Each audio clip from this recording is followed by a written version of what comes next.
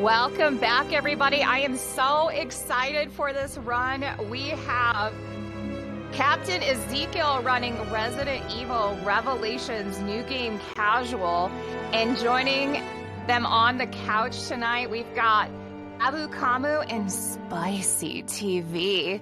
Guys, welcome on in. I'll let you take it away, Captain Ezekiel. Thanks, Sarah. I really appreciate that. Hey, everybody. Like Sarah said, I'm Captain Ezekiel, and I do have Abu Kamu and Spicy TV here with me. And we're running Resident Evil Revelations, which, in my opinion, is one of the most underappreciated Resident Evil titles to ever exist. If you've never played it, you're going to see a lot of really cool things that this game introduced. This is the bridge game between Resident Evil 4 and 5. So it's pretty epic. So we're just going to go ahead and get started. I will count it down. Sorry, my feet are caught on something. All right, so timer starts when I skip this first cutscene. So I will count it down for you, Sarah, as soon as I get in. And you guys will also see we're using some costumes. So just as a pre-warner, you'll see some new stuff. So you can start the timer in 3, 2, 1, go. Timer's going. All right, so Spicy and Kabu, I want you guys to tell everyone your affiliation with this game. So Zeke ran this game like a while ago, a little before Village came out, and he kept talking about how good of a run Revelations was, and I did not believe him. I thought he was like joking, because if you don't know, this game is actually a port from an old DS game, Nintendo DS game. So I kind of thought he was like joking the whole time, and then Camus picked it up a couple months ago, or like earlier this month rather, and I decided to pick it up too just for fun then, and it actually is a really fun run. And for those of you who don't know, Spicy's actually a really sick runner.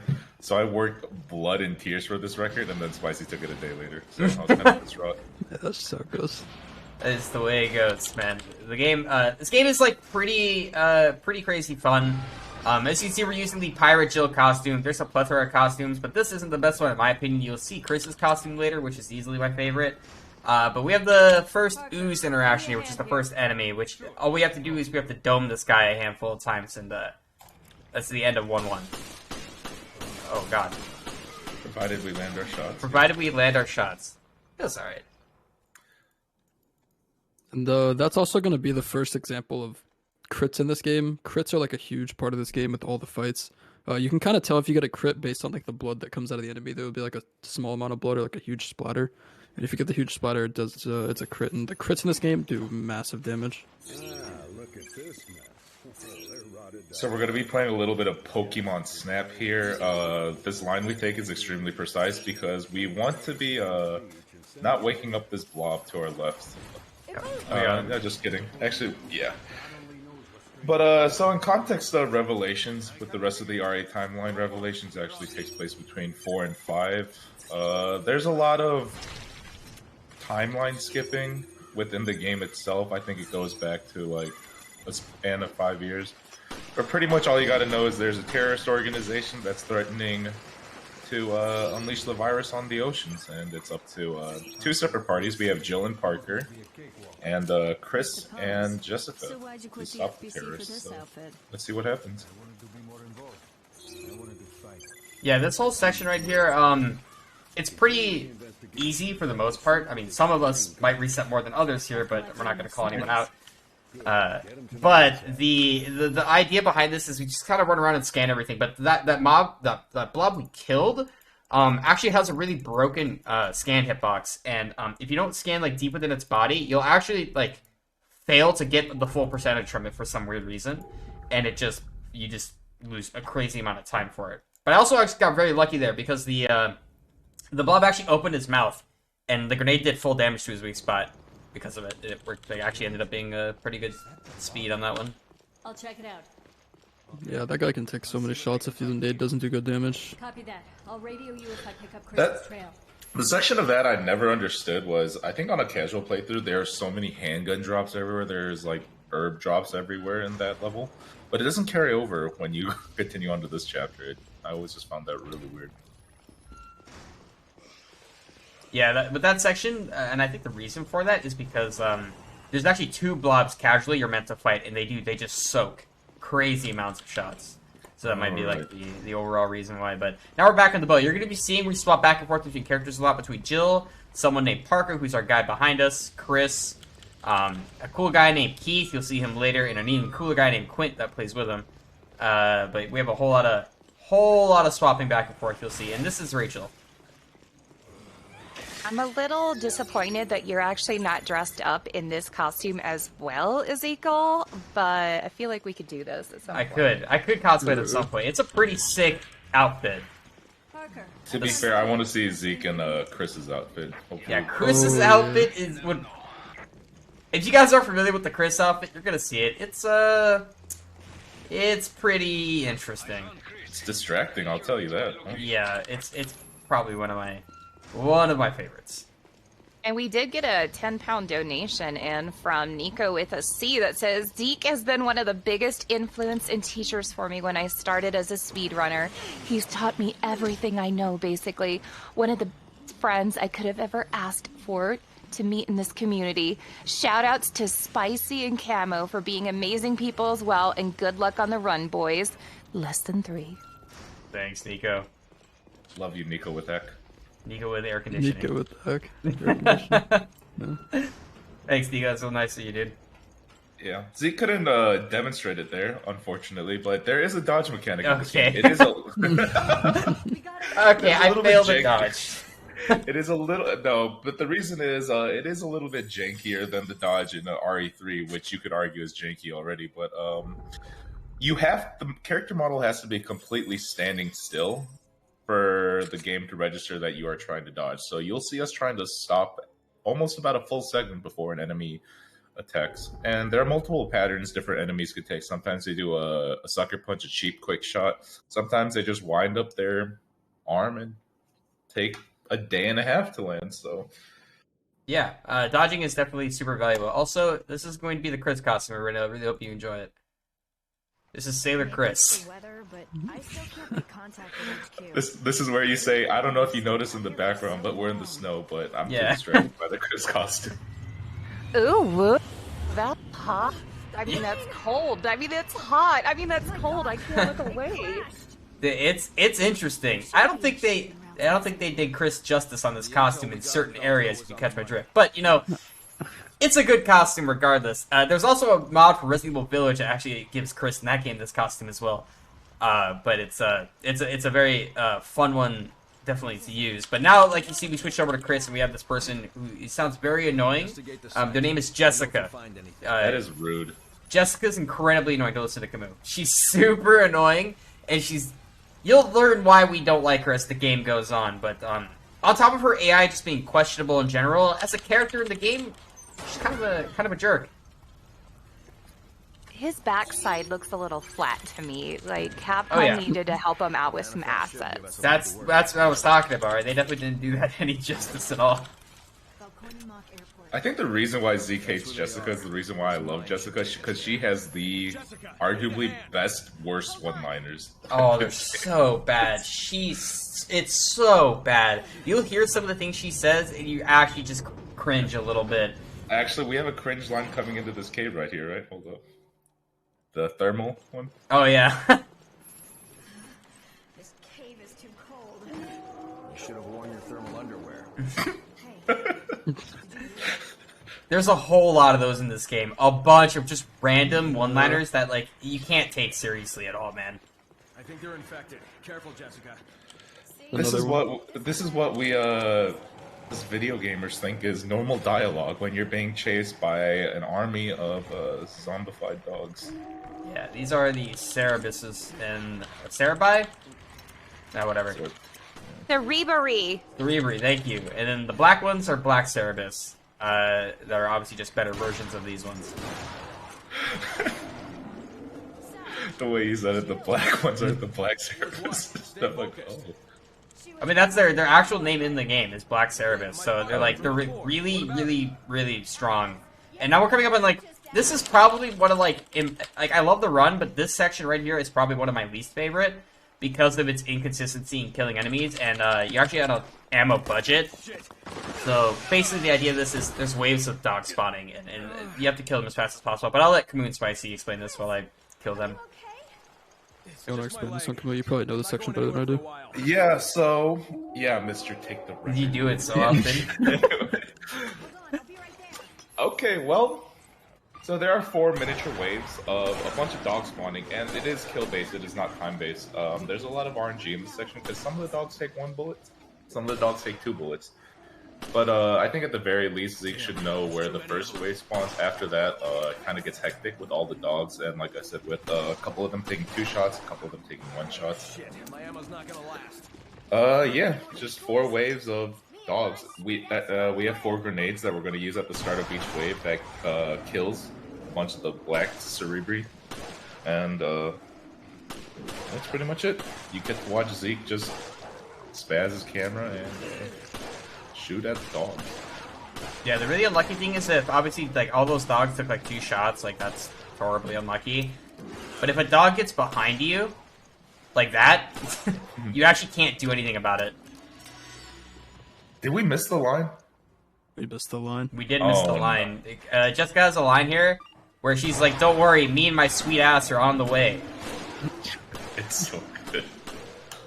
I remember playing this casually, and I had to like double take and retry and make sure I heard what I actually just heard.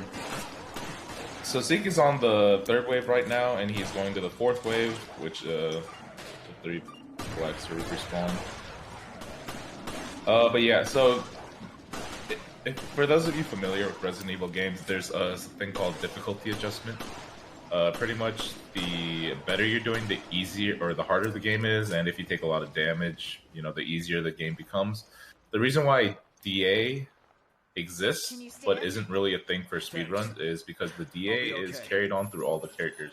And because we just killed 80 dogs, pretty much, Bring what up? DA is set to max for the rest of the game at this point on. Unless Zeke dies. There's no need Yeah, to compare. which could It happen. may not be intentional.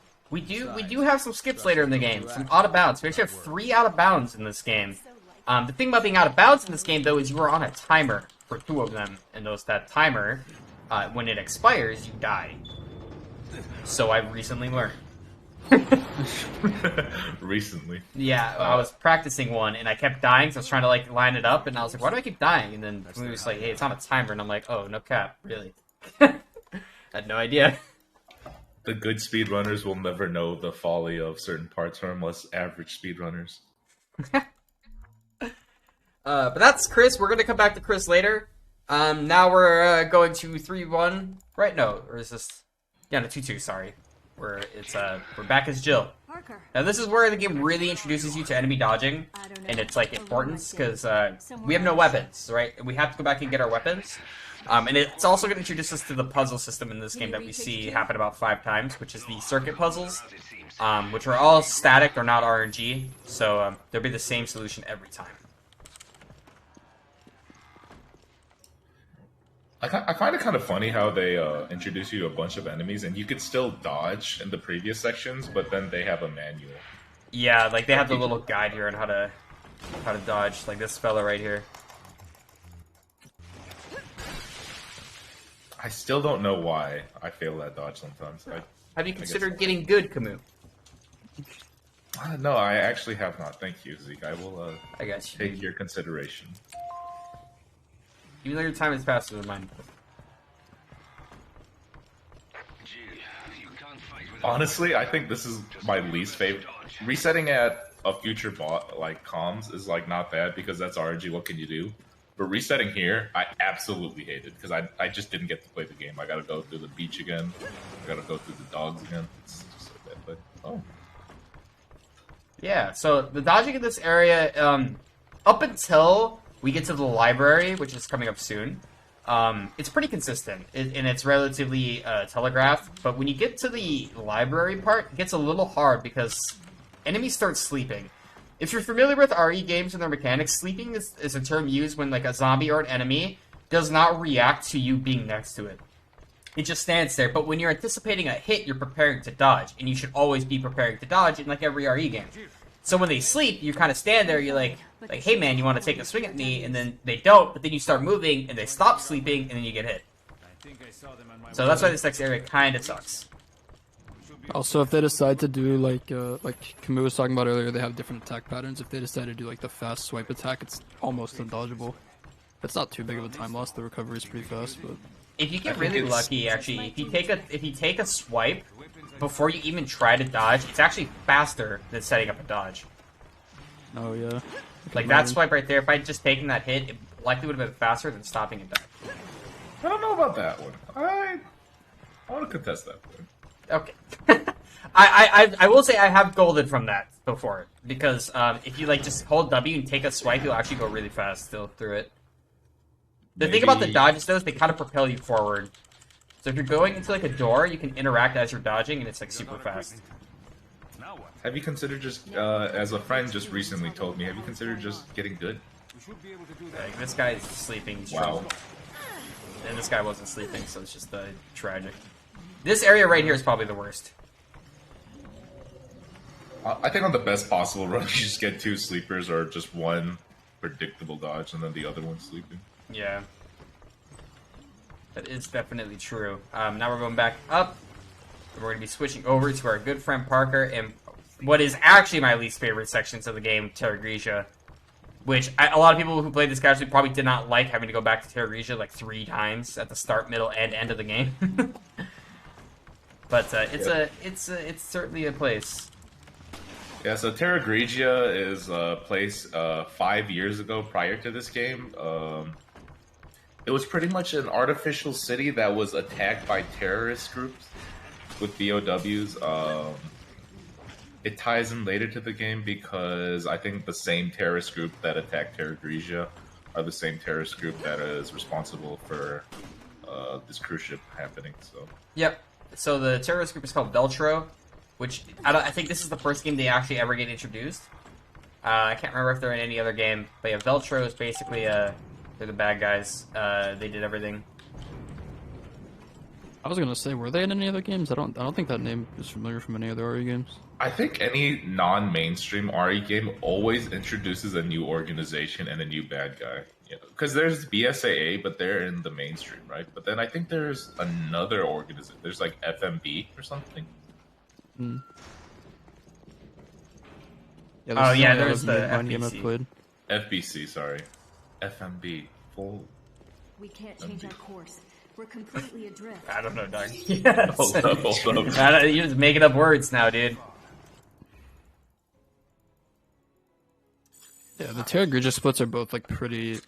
This first one and the other one that we do at the end of the game, they're both like they're probably definitely the most sleeper sections in the game. This one that we're going into at the end of it has a pretty long auto scroller, like 2-minute auto scroller that you just have to wait through. Yeah, the old strats before Spicy Camus came over to the game, and I was running it.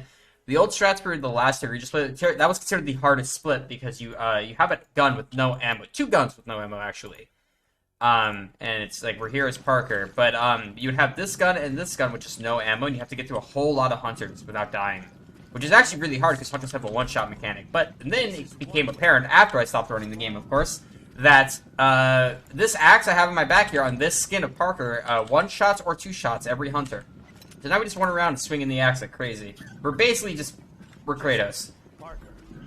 They have a 1-shot mechanic. We have a 1-shot mechanic. Oh, Would you trade up the hunter 1-shot mechanic, but you couldn't use the axe? No. It's definitely not. The hunter 1-shot mechanic is pretty rare. It doesn't happen often. The thing that really makes the hunters an issue is that their behavior is just super sporadic and unpredictable. Like if you have open space in front of you and they're not on your camera, they'll just jump in front of your camera constantly. You'll probably see here.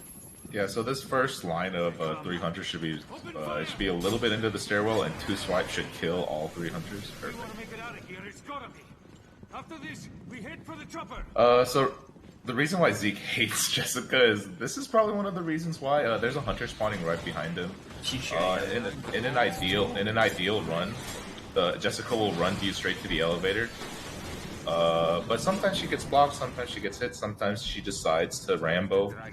But there are a lot of elevators in this game where you have to wait for your partner to actually completely get into the elevator. If you trigger the prompt in the elevator when they're not in, they will have a dialogue, and for this case it would be, Jessica, what are you waiting for? Come on! Before you could, Bro, did you see that hunter boost? It just shoved Jessica into the elevator there. Yeah. That's so fast. We have a question in the chat.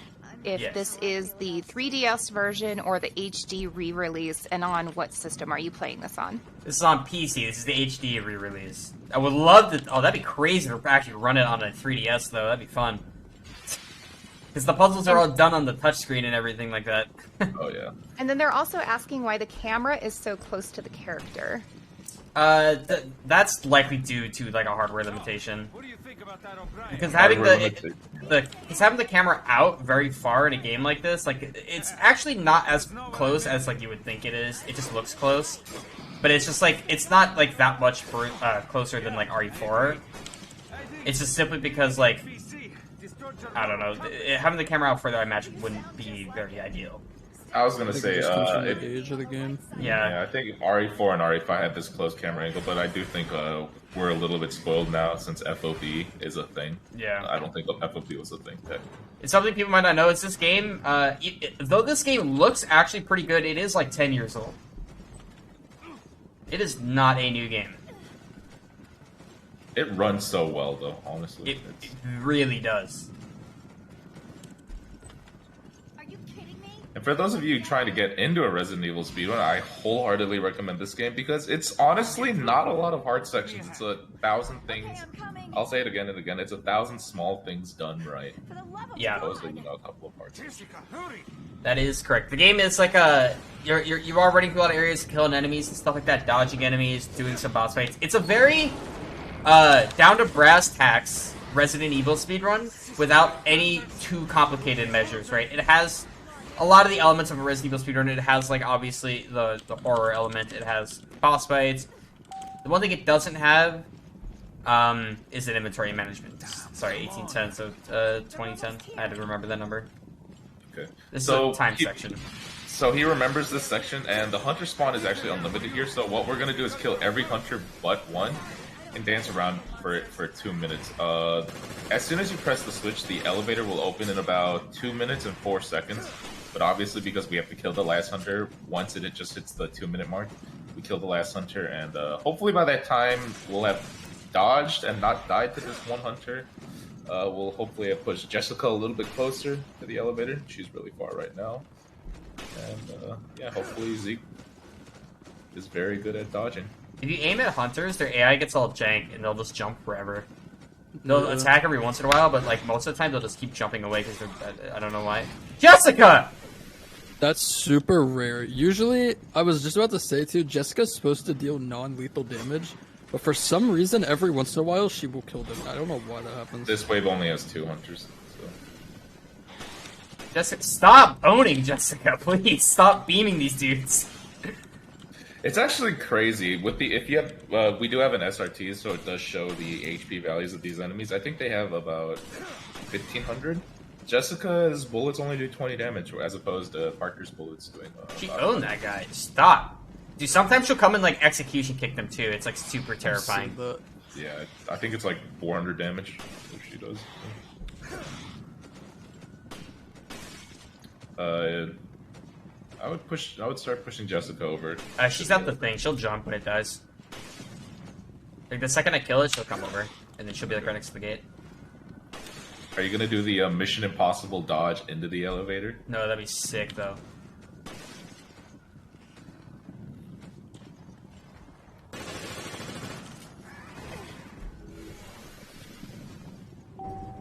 Perfect. And the reason why you want to kill the last hunter at this appropriate time, because so that Jessica isn't distracted by the other hunters, the unlimited hunters spawning. Because, like I said before, you need her in the elevator. Yeah, there's the AI in this game is questionable, kind of like AI in, like, RE5 too. I'm pretty sure they use, like, the same AI. The AI in this game, there are certain situations in which you need them to be with you in the elevator, and there's some situations where you can just tell them to get lost and you don't care about them at all. I don't know why. It's always like the hard sections where they have to turn that they always have to be with you in the elevator. Like the sections that don't really matter. We don't like Face, Jessica. dude. Her For face those of you- is spooky. But for those of you who don't know, Jessica is in fact a mole for one of the. She's pretty much an Ada Wong, but you know Ada Wong's a better character. She's like an evil 801. The whole premise of this story is Morgan Lansdale, who's like the owner of like FBC, is like he's behind everything, and like he caused a lot of everything to happen, all the bad stuff in this game. So good guy turned bad guy, basically. Yeah, I think he created Veltro or hired Veltro to like take down something. Yeah, like and then that. he like double crossed Veltro, and then you'll notice at the end of the game they'll kind of hate each other, but we're just like, bro, stop trying to like kill people. I mean, now it's a Resident Evil game, right? Yeah. Now we're on 3-2. Now this is where the game picks up and things start to actually like start happening. The first like 3 episodes are pretty lackluster, but then now we're gonna be introduced to some things, and we got 2 back-to-back banger splits. We have Comms Officer and Rachel. So this is the Comms Officer split. It's also where we get our primary weapon of the run, which is the sniper rifle. Which, if you don't know, the sniper rifle in like every RE game is broken beyond comprehension. As made apparent in this game, in Resident Evil Village, and Resident Evil 4. But, so, we're basically gonna walk up the comms, and, I'll let Camus and Spicy talk to us about how their emotions and their feelings about Comms Officer, and how crits impact this game. Go ahead, Camus. You probably have stronger feelings on comms than I do. I don't know. It's not that bad for me because I actually land my shots, unlike a couple of the other runners here. But okay. No. So pretty much what happens is no.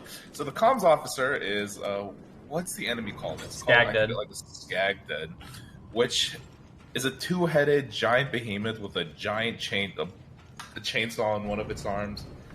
But pretty much, he has one weak spot. It is the smaller head. We have to land 4 crits, and that each crit is a 33% chance of happening. So ideally, on a perfect run, you have what? A 4% chance of getting the perfect boss cycle. But is that math right? I mean, I feel like that math might not be right. I don't know. I'll fact check you later. Okay.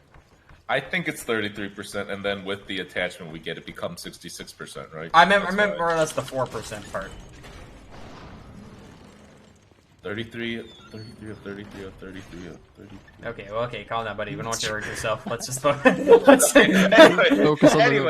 Anyway, so the perfect boss fight obviously will just be 4 straight crits to the head, but after 4 shots, he will actually get up from. We will be knocking him down using an explosive barrel. But hopefully we don't get one shot and are able to land, what? However many shots we need to kill him. Yeah. Sometimes you get... second best scenario, obviously you get 3 crits and then you probably have to shoot him twice. And then, third best scenario, you got 2 crits and then you got to shoot him 5 times. It really just comes down to, like, the sniper has 8 bullets in the mag. And it comes down to, like, you need to kill him within the mag. Because if you don't, then you're going to die reloading. Because there's another enemy that walks up behind you. And the boss himself, the Skagdeads, have a one-shot mechanic where they just eat you alive, basically. Oh, yeah.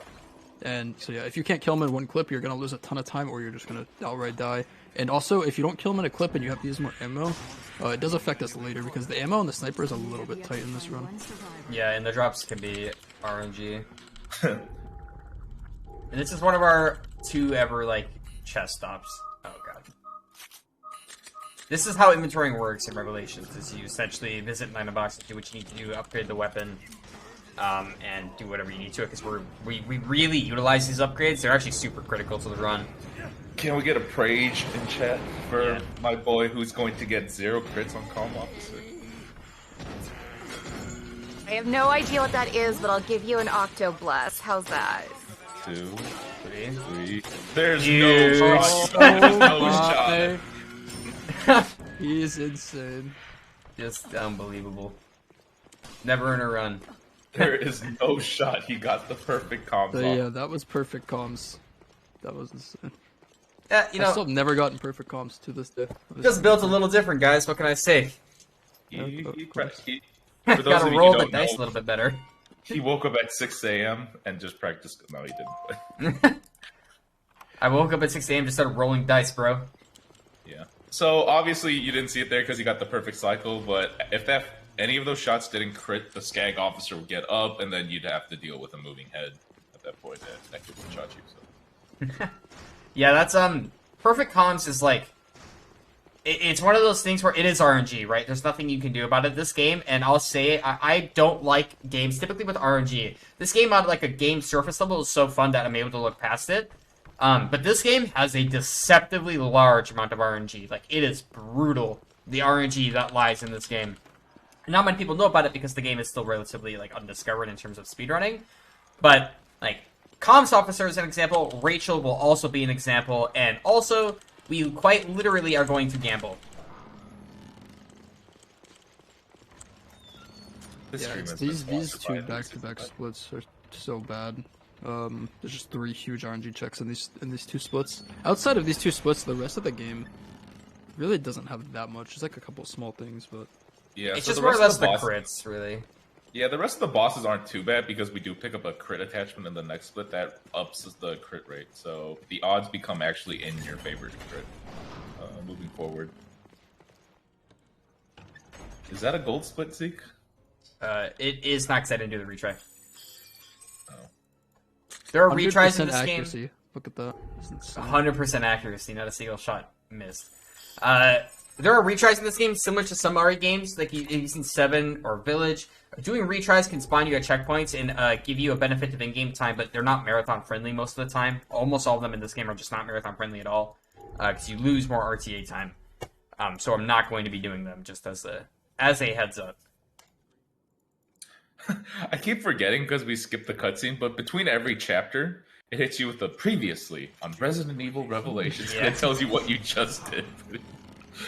It's just like, this is the game you just played. Do you think games like these kind of suffered for being episodic and not being as well known because of their episodic nature like this? Yeah, definitely. Especially with the release pattern that they did with like Revelations 2. I think really hurt the game, right? Because when people want to, like, with Revelations 2 specifically, when they wanted to buy a game, you want to buy the whole game. But they're like, yeah, you'll get more episodes in the future, which didn't sit well with a lot of people I know. In terms of actual gameplay, I know a lot of people do not like swapping between characters, and that's why people did not like this game initially. It's because you switch between characters, and it kind of feels like progression's all over the place. I'm in that boat, yeah. I don't really like that in games usually. Yeah, and I'm similar too. We're going to switch to 30 FPS here to just hit a dialogue skip here, because this F is going to flash for like a couple like frames, but when we're at 30 FPS, we can do it much easier, because it's basically like, if we don't hit it in that little window, we have to actually sit through a lot more dialogue. I think it's like an 8-9 second time loss. Yeah, before I came to the game, it was like just considered hard to do. But since I'm originally a Resident Evil 7 speedrunner, I'm very used to FPS switching to manipulate the game, and that was kind of a no-brainer to make that easier. Speaking of time loss, Yeah, these load screens always seemed really long for me, even with the upgraded versions on PC and console. Yeah, they're very strange. The doors are loading screens, basically, and that's how they hid them in this game. And it's like, they definitely feel very long sometimes. Yeah. Luckily for those of you who do run it, there is a set amount of time that as fast as it can go for the minimum hardware it is, so you do not lose time. Now we have a casino. The flicks are not real. No, they're not. Might have to send him that aim trainer again. I did. Okay, let's calm down, gamers. We got him. No time loss. This guy spawned late. We're fine. So this is actually a pure example of RNG. We're going to be playing the slot machine for a bunch of coins for a puzzle coming up. One cycle gang. It could be anywhere from 1 to 4 cycles. Each cycle is 4 seconds, 4 or 5 seconds. Oh god, this is not looking good, guys. Don't you love it? Winner chicken dinner? Alright, we'll take 3. I can take 3. I can live with 3. Opium. Take opium, bro. We are super copiumed out of our mind right now. Luckily, the run is not at the point where you have to reset on a bad casino cycle, but it is getting... it's not that close, but it's getting there. Yeah, it's definitely getting there. And it's going to be bad when it does, by the way. So that's the crit attachment he picked up. It ups it up to 66% now. Chance to crit. It really makes Rachel bearable. When I was first learning this run, I didn't pick that up, and I kept wondering why Rachel was impossible to kill. You'll see why we talk about Rachel. I mean, Comms Officer is a pain, but Rachel is probably the hardest boss in terms of just an actual boss, because she has, like, mechanics. We have to do a specific strat. We try to manipulate her AI. It's a little random. And we have to dodge enemies while we fight her. She's not easy by any means. So I'm hoping I have a good Rachel fight. We did discover a couple things the other day, like with involving how she interacts against walls and stuff like that, but I'm not sure we're going to have an example to show that off, because like I said, there's RNG at play that we kind of have to play against. Yeah, this is an example of a boss fight you just do so many times. You probably do 50 times, and then you're just able to deal with every eventuality of what happens. Hopefully able to shave time off that, but... And every one of the 50 times you do it, it's probably not going to go the same way, ever. Yeah. And another thing about this game that's a little weird, and probably specific, because I'm not sure how many games have this problem, but basically, you can't just retry to do a boss. You have to quit out and continue, because the game basically chooses like an order of what kind of cycle you're going to get. The first time you do a fight, it's always going to be the same, but if you retry, it's going to change it up pretty dramatically. Like for Rachel, it'll change up enemy spawns and where she comes out of. So it's just like, if I fail this fight pretty badly, I'll quit to the main menu and continue to do it again, because retrying it is simply just not an option. I think there are 3 possible enemy cycles if you just restart, but yeah, I mean, Spicy, you just want to go ahead and describe this boss fight for us? Sure, so, basically the way this boss works is she has, well, what is it, 1, 2, 3, she has 4 different vents she can pop out of, and our goal is to kill her, really at the latest on the 3rd vent, which is actually where Zeke is right now. We're gonna basically, like, fight her on our way back to where we just came from. Like we were saying, it doesn't really go the same way every time, but we're going to see Zeke try to do a nade strat on the first event that she comes out of, where he's going to shoot her twice, throw a nade, and then hopefully the nade puts her on the ground so that he can just pump damage into her head until she gets up and goes out of the vent. And then from there on, it's kind of just adapting. Like in the bathroom, if he gets a lucky crit on her legs, he could put her on the ground. He could probably kill her just in the bathroom on 2nd cycle, which would be optimal. Okay. Yeah, and like if you remember this, we were here earlier. Rachel was the woman that died to the ooze, and we grabbed the key from her. Rachel's a really cool boss in terms of visually. You'll notice here in a second. She is disturbing.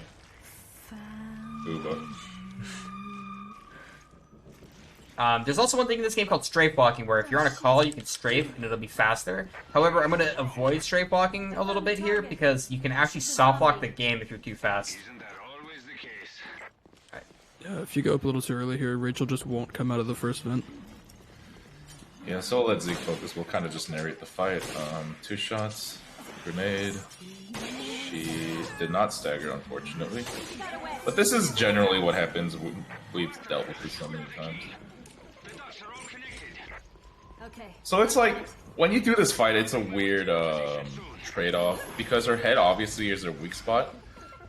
But sometimes you want to shoot her in the leg because that gets her knocked to the ground, but sometimes she doesn't get knocked to the ground when you shoot her leg, and so you should have been shooting at her head, so you just have to make that call at the time. This man's insane. Oh my god. Trying to get her on the ground. Oh, I'm surprised she went down there. So Zeke took the hit to animation reload, or animation cancel his reload. Oh, she doesn't know where she's going. I think we got the thing. Oh. Yeah, so this is the manip we were talking about here. We actually found this, like, yesterday, or 2 days ago. If you put her on the ground while she's facing a wall, and just keep baiting swings, she'll just kind of stay on the ground. But it's really hard to kill her while she's there, because eventually she will get up. So hopefully we're able to kill her with the last few remaining sniper bullets. Yeah. Nice. That was smooth. That was really smooth. Her getting the like wall manip thing actually saved it because I whiffed so many shots before her going down because I missed her leg. But getting her to do that wall manip in the bathroom would be like a pretty good key to like actually getting that fight to be way more consistent. But that was significantly better than my PB, where I think I had probably the worst Rachel I've ever seen in my entire life. So the reason why it's important to kill her early is because if you didn't kill her early, this area this cafeteria area he's entering right now is the kind of final showdown where you would fight Rachel, but you would also be fighting a bunch of mobs at the same time. So if you killed Rachel on an earlier cycle, the mobs do not spawn in them. So theoretically, if you killed Rachel, let's just say at the first vent, if you had, I don't know, a new game plus infinite rocket launcher, none of those enemies that we just saw would have been there. He's griefing, dude. One of the examples of time loss caused by the AI. But yeah, that was a pretty good Rachel, actually, in all honesty. Yeah, I mean, I'll take a 3-cycle casino and like a pretty good Rachel most of the time, honestly. I'm a fan of just holding onto that. And a 4-shot comms officer. Yeah, actually. Are you on PB base right now? I'm curious. No. There's like although like the fights were okay, my PB was like relatively clean in a lot of areas, so like I bled a lot at the beginning, but it's alright. We're actually not far off PB pace. We're actually like 5 seconds off of it, but I think he loses a lot of time on that second Terra region because of the no-axe strategy, I think, to be honest. This game is timed by IGT, in case anyone was wondering. I do have a light split open specifically so I can time events myself, because I need to know certain timers. Yo, is it the best 2 characters of the game coming up? I think it is. Yes, sir. Baby. We got Keith. I love these guys. This is Ninja Keith, if you ever see Keith's skin. And we're also using a Quint skin that I have dubbed 5-head Quint. You will see in a moment why. Well, maybe it's kind of hard to see during this part of the game, but I'll try to show it after I do. This is also the first out of bounds in the game. Wait a minute, is that an octopus attached to him? I'm slightly offended. It's a conch shell. Okay, I was about to say, you've got the Octomistress hosting for you, and if he's got an octopus tied up on his belt, we need to have a discussion about your choice of costumes here, Zeke. No, it's one of those war conch shells that they would build. But so how this out of bound works, to get into it, you have to be holding right click as he's leaning down into the console, so his model will kind of just phase into it. What Zeke's going to do is he's going to hit a door up ahead and then immediately back turn and try to get to the last area as quickly as he can before he dies. Nice. That timing is actually really tight. I think you have a 1-2 second leeway. Yeah, but you feel that you just die straight up. Yeah. So doing the out of bounds skips, obviously opening the door, going down the hallway. But once you get to that room to pick up that flash drive, you actually have to run all the way around the room because there are obstacles blocking it. But by going through the floor, you're able to just pick up the flash drive immediately. Mm-hmm. Yeah, that out of bounds I did on accident the first time I learned the game. But that is the first of 3 we're gonna do. Now, this split is where the splits get a bit interesting again because now the ship is sinking and stuff starts happening again. What we're really hoping for though is ammo drops. I have 3 sniper shots, which is obviously not gonna do anything for us. So we need to hope the game actually gives us ammo, because if it doesn't, we'll actually have to retry and go through the drop again. Because the game is actually unfinishable if we don't get the ammo we need. It is. Yeah, it can be rough. Really Luckily, bad. the not getting sniper is like pretty rare. I think it scales based off like how much ammo you have for the gun. Scales the chances, and so if you have low sniper aim like this, it's pretty good chance you'll get ammo. I don't know. I've had a run where I think I've had 3 sniper bullets and 50 pistol bullets, and he's like, "Yeah, I think you need a little bit more pistol bullets." Here you go. Maybe you did, dude. Maybe the game saw how much you missed with the sniper and was like, "No way, man." So we're introduced to 2 new enemy types here. Like, I don't know what they're called formally, but I just call them squid people and fish people. The squid people, they have a weird wind-up time, so we're able to run by most of them at least when we're not swimming. And then we just have fish, like piranhas, pretty much. Yeah, I think they're goldfish. Actually, they're mutated goldfish, because they're the same fish from the casino. You mean koi fish? Nope, they're goldfish. I I think don't the know why, game. I know they seem like they'd be koi fish, but if I remember correctly, I looked at the game's wiki and they're called goldfish. I don't know why. I thought of the little cheese crackers goldfish when you said goldfish. I was like, oh yeah, goldfish are actually fish. That is funny. Okay. Somebody needs a snack. Yeah, we just taught Camus that goldfish exist, guys. So a bit of RNG coming up here that doesn't really lose you too much time, but the number of fishes that could be below you when he goes to this water section is actually a bit random. So Zeke's gonna try to dodge them all. On a lucky day, you only have 2 fish. On an unlucky day, you have the entire Atlantean Empire chasing. Luckily, we only have 4 there. Didn't get touched. I think I've had 7 before, and I got I don't know if I think Spicy was there. He saw me get. Pretty much, if you get bitten once in the beginning, they continuously chain bite you. So I think I got bitten 4 times in a row, and I just yelled at my screen, and I was like, "What is going on?"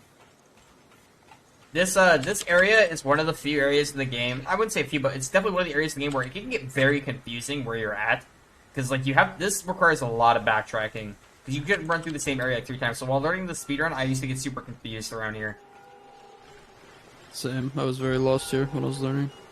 I think I've accidentally forgot to press the switch or press the switch when I didn't have to. I've always gone through the door behind Parker like 6 times, been trying to remember exactly if that's the door I'm supposed to go through or not. It gets super confusing, but once you learn it, obviously it becomes much easier. Also, a weird thing with these things where you have to move your mouse back and forth. I'm not sure if it's actually hard capped at all, but it does scale with your DPI. So if you were to crank your DPI up, it would go significantly faster. He's just slow. Mr. 5k DPI.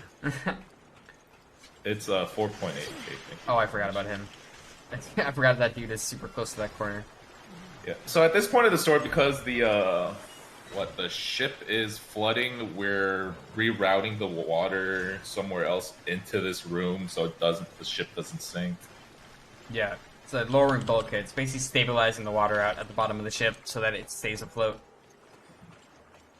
But that's not yeah. Oh, yeah, to do that, you have to flood this room. Yeah, that's right. Yeah, you have to flood specific rooms. It's like a real mechanic on boats, apparently. Okay, what's better boat game? This, Ada's mission on Resident Evil 6, or that one DS Resident Evil game that has the cursed music? Is this the cursed DS game? This might be the cursed DS game. I mean, the Game Boy Advanced one. Oh, Gaiden? Gaiden, thank you. Oh, this is definitely the better boat game for sure. This is the supreme RE boat game in my opinion. This is also if you have played Resident Evil 7, by the way, there are sections of this game that look significantly similar to the boat in Resident Evil 7. The game 7 pulled an incredible amount of actual inspiration from this game. You can tell by the ooze in this game is similar to the mold in that game, as well as the ship design layout has similarity to the ship in RE7. Also, the director of this game, or the project manager, whatever their title was, is also the same one for Resident Evil 7. They did both 7 and Revelations. It was the only 2 games they did. We also had a question in chat asking how you get these costumes. I cheated. No, raid. No, you have to. Win is your answer you there. have to get a certain score on raid mode, which is pretty much mercenaries. This game's equivalent of mercenaries. Well, there you go, Cravant. Mercenaries mode for the costumes. The game tells you how to unlock them. If you go through it says earn certain amount of score on raid mode and stuff like that to unlock. Yeah, me and Spicy definitely didn't pre-download no a save way. file. Absolutely not. I played at least 50 hours of raid mode just to get these skins. But we're introduced to a new enemy here, Invis Hunters. Luckily, the Invis Hunters cannot one-shot you. They have a very strong attack, but they cannot one-shot you. But like Predator in all those movies, we're able to see a slight shimmer occasionally. And luckily, also all the spawns for these are set, so we can do this in the same pattern every time. Here, after he kills this one, ideally, there's 2 here, but you can actually collab them if you shoot through them. And the collateral shots do full damage to the one in the back. This guy's creeping. Also, in this section, the assault rifle, just does 5 times more damage than the other guns you have. It's ridiculous. Yeah, it's insanely strong compared to the shotgun. The shotgun is just garbage, dude. Just it's a paperweight, dude. Hot dog water, honestly. It's so bad. So speaking of him using the pistol, I got you, Nico. It is optional, but it does save you 1-2 seconds. But there is a 99-cent DLC pistol you're allowed to use for this room. Yeah. Well, I see here. I thought Nico was just being cruel to you, so I wasn't going to ask that question. Yeah, no, it is. Yeah, it's the Jessica pistol, not Jessica, or it might be Jessica or Rachel. I can't remember. It's one of their pistols. You can start the game with. Jessica G19, I think. Yeah, it's basically a Glock that you start with that shoots incredibly fast. But yeah, it's weird that it's allowed in a new game run. I will be honest, but you know, I'm not a moderator, so whatever. It saves 2 seconds on like the best possible crit RNG because it does fire a little bit faster. But I also don't even think it saves time because you have to put it in the box when you buy the DLC and you trade time on the box. So. Oh, yeah, Spicy knows. All right, now this is the second out of bounds split. So at this point of the story, Chris and Jessica actually do have to go save Jill and Parker. But it's going to be revealed very shortly that while Spoilers. Oh yeah, spoilers for those of you who haven't played this casually, but they're on 2 different ships that the terrorists deliberately planted. So this whole time you think you're on one ship, no, you're actually on 2 ships, and you will not run into each other. So yeah, it's actually a pretty jarring, like, when I played the game casually, I was actually like shook. I was like, oh no, Cap, they actually went through the trouble of getting 2 boats, like, and we're not talking like, you know, a sailboat, man. These are giant, massive cruise ships that have labs in them, identical labs. Like, it's just, it's kind of weird, but yeah, basically they kind of debate you and they're like, oh, yep, you're on the wrong boat. You notice it when you get downstairs. We have some definite uwoos in chat for the Chris outfit. We are wanting some Chris sandwiching here. This Chris outfit is We get a goated. spam of uwoos in chat for Chris. So we're going to be coming to the second out of bound here. Speaking of Chris Ooze, Zeke is going to be lining up Chris's bicep with a poker setting on the poker table, and by doing so, he will be knocked out of bounds. So we don't have to fight these 2 skag deads as bosses, because normally casually you have to kill both of them to get a key. But we're going to go out of bounds and just go to the next area. So he's going to line that bicep up and get knocked out of bounds. Then this out of bounds also has the thing where you're on a timer, so if he doesn't, he hit it there, but if he were to stay out of bounds for a little too long, he would just die. Yeah. Mm-hmm. Thankfully, though, dying there isn't too bad. Yeah, it starts you at the casino, I think. Mm-hmm. Right at the top of the stairs. Yeah. Luckily, Chris's bicep is so big; it's a pretty lineup to, you know. Dude, look at his arms, man. They're insane. It's You know if the DS version has all these out of bounds skips as well? I believe it does. From what I've seen from console runs, because I know the console runs do, which makes me believe that the DS would also have it. But I guess I've never actually tested myself. I'll have to spin up my 3DS at some point and actually try. Yeah, I have both console and 3DS, and I always played on console, and I've accidentally gone through the wall on my console, but I've never done it on the DS, so I'm curious. Yeah, it's like the keys out of bounds that we did for the first one, where you just have to hold aim. That is way too easy. Oh, also, I'm gonna see if I can hit a gamer dodge here. I don't think I can do it, but we'll see. Yeah, the layout of the enemies. Ooh. Oh, that works too, though. Yeah, we took the iframes from the hit. That's actually really good. Yeah, the enemy placement in that room is actually RNG. So if you're really lucky, they're just not close to you, so you could actually just run past. But usually we have to do a dodge on the clawed enemy, so we don't get knocked down by the explosion enemies. Yeah, the explosions are really large. The only way to really avoid them is to either do a dodge, which gives you a sufficient amount of iframes to get around them, or you take a hit like that, which does effectively the same thing. Yeah. So we skipped the cutscene, but it is actually that reveal right there that since Chris technically should have been where Jill is, that he says, "Oh, they're not here," and then it's revealed, "Oh no, there's 2 ships. Like there's this. I think it's the Semiramis and the Semiramis and the Queen Zenobia." Yeah. They're building a Titanic. Yeah. Both named after Egyptian pharaohs, I think. So. All right. Now I think is it this split or is it like 8-1? I think it's the next out of bounds.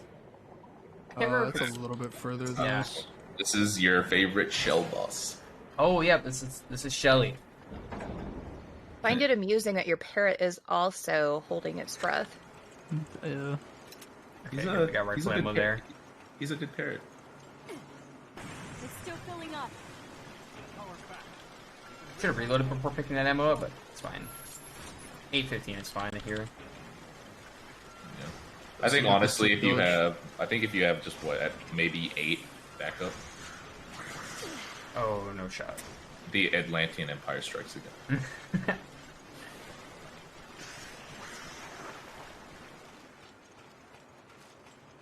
The most confusing cutscene right here when you go through this door.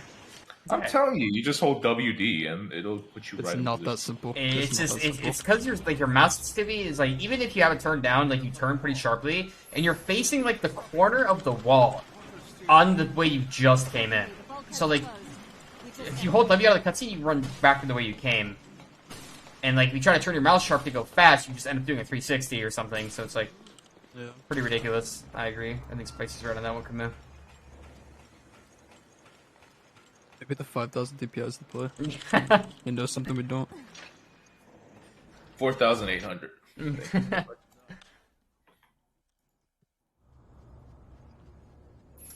We did just get a donation in, a £5 donation from Eddie Fuerte. Thank you, Eddie, for that. Going towards Haven House, bringing us up to £2,045. Hell yeah, man. Keep the donations coming. Oh, these guys, in the game casually, super threatening. In the speedrun, they actually don't matter at all. You can just walk right on by everyone that spawns. You only see like 2 of them also, right? Yeah. On Inferno, they're all over the place. I love the sound they make when they spawn. Yeah, that big scream is pretty hype. At the very least, I really like the squid enemy sounds. That whole sonar, like that sonar sounding. Oh yeah, the underwater guys. Yeah, what you're talking about. Yeah. So yeah, I think one of the main reasons why this game's able to run so well, especially just on the DS at this point, is because of the backtracking. They don't have to load in a lot of new areas. You know, you're just kind of seeing a lot of familiar faces. Yeah, these are the load screens. When the FPS drops like this, I can pause like that, and you see how the game still runs? It's because the game is like loaded in the area. It's like mid-load. It will not let you pause while the game's loading, like an actual area. Parker trolling? Oh my god. Parker! Where? Yeah, that's why we're doing that retry there.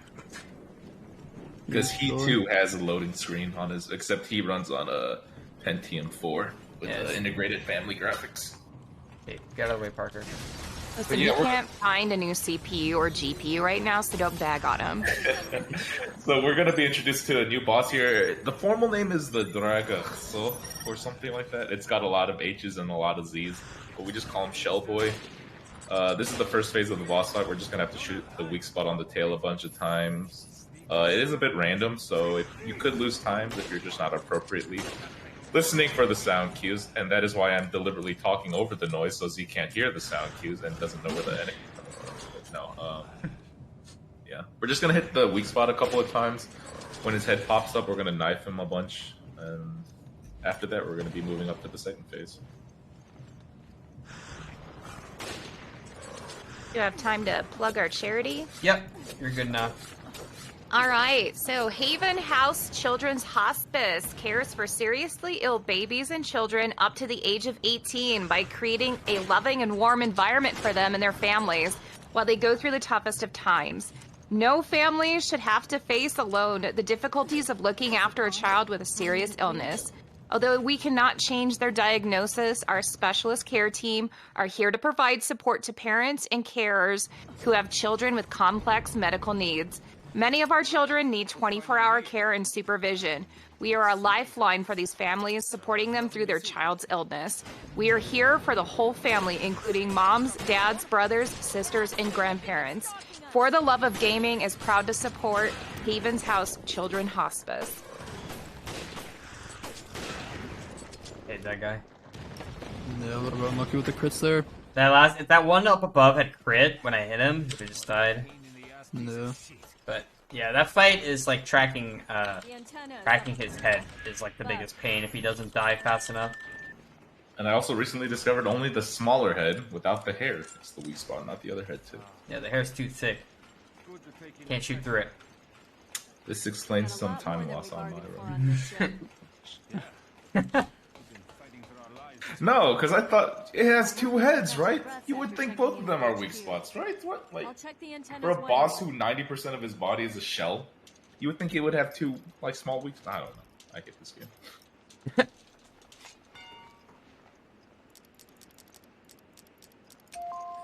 That one is so hard to remember. Yeah, that puzzle's so many brutal. times. I certainly don't have a cheat sheet up on my other monitor here. Oh, I'm sure not. No, you've played enough, right? Headquarters, do you read? We're gonna put Parker in a corner. Are you two all right? We did it. Boss, it's Parker. Shit hit the fan here. It hit really hard. That's one of my favorite lines of the game. It's really hard. Shit hit the fan, it hit really hard. These lines are so bad.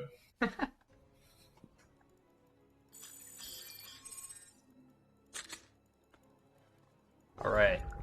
Now we're moving into 7. The game is, like, you notice, it is kind of a longer game.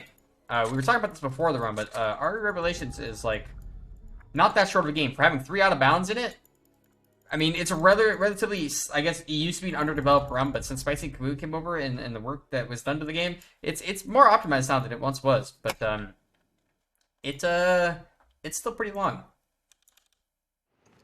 Yeah, it's definitely just a long game, which is weird because I wouldn't expect like an out of mainline, non-mainline game to be so long.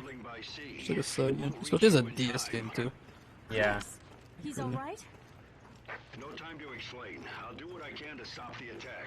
O'Brien out. This is why I like the game so much. I have like a fun fact about me. I have a weird phobia of massive boats, like ship, like being sunken underwater. It's called submechanophobia. If you're ever wondering what that is, you can find a subreddit for it. But basically, it's really spooky, like being on this ship in the middle of the dark ocean, and like it also just kind of starts sinking, and there's like all the enemies on it. This son of a dude, come on! But yeah, game is spooky. Parker is spookier apparently. He actually just griefed twice. He just sits there with his stupid face, just looking at you the whole time. I hate him. Yeah, but do you like Parker better or Chris's partner better? Oh, I like Parker more than Jessica for sure. Like as a character. Okay, you're redeemed. Nobody likes Jessica. Jessica or Ashley? Oh, God, that's Ashley was just annoying. 100, dude. Wait. Jessica's a cool character. Okay. Get out. Listen, Get out of she's here. got nice pants She and her because sweet ass they're are on the way. see-through. Yeah. However, I did remove that costume. Chat gets too distracted with that costume on the screen. You guys know? however, It is a good costume. Yes, I see. If you're not familiar with the costume we're referring to, Jessica has a wetsuit costume where just one leg and cheek just isn't covered at all. It's very weird. Does it It's make like if sense? you ran out of materials to make the wetsuit for one leg. Just said, you know what? Put it out. It's Raymond. How does he know what we're trying to do? But why have that skin when you can wear Pirate Jill? It's like the greatest skin in the game. Yeah, but that character we just ran by is Raymond. He works for the FBC. He used to be like the, I think, under the tutelage of Parker before he went over to the other organization. He is trying to secretly sabotage us, but it's pretty obvious because he's a bad guy. So. Well, actually, Raymond's a good guy. So, like, that's like He's a the... bad guy. No, it's like... Jessica's a good guy. No, okay. So, the way the lore works is Jessica is, Jessica's the double agent, and, but the game makes you think she's the good guy. Yeah, great. I was like... trying to remember. But Raymond comes off as kind of a jerk, kind of an asshole a little bit, but he's actually a good guy. So this is a kill-based section coming up here. Zeke's going to have to deal with a bunch of hunters on the helipad before he's able to open the container, so hopefully he'll just be able to kill them as quick as he can. That flip was insane. Nice collab. Okay.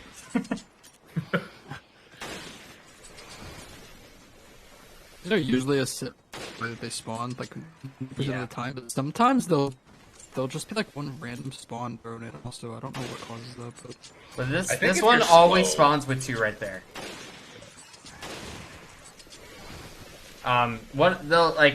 They'll start to pile up in a spawn. So if one dies late, another one will still probably spawn from the other side. But I don't think a spawn on one side can be overlapped. So that's why the timer comes in a little bit on the killing. But otherwise, yeah, it's pretty static.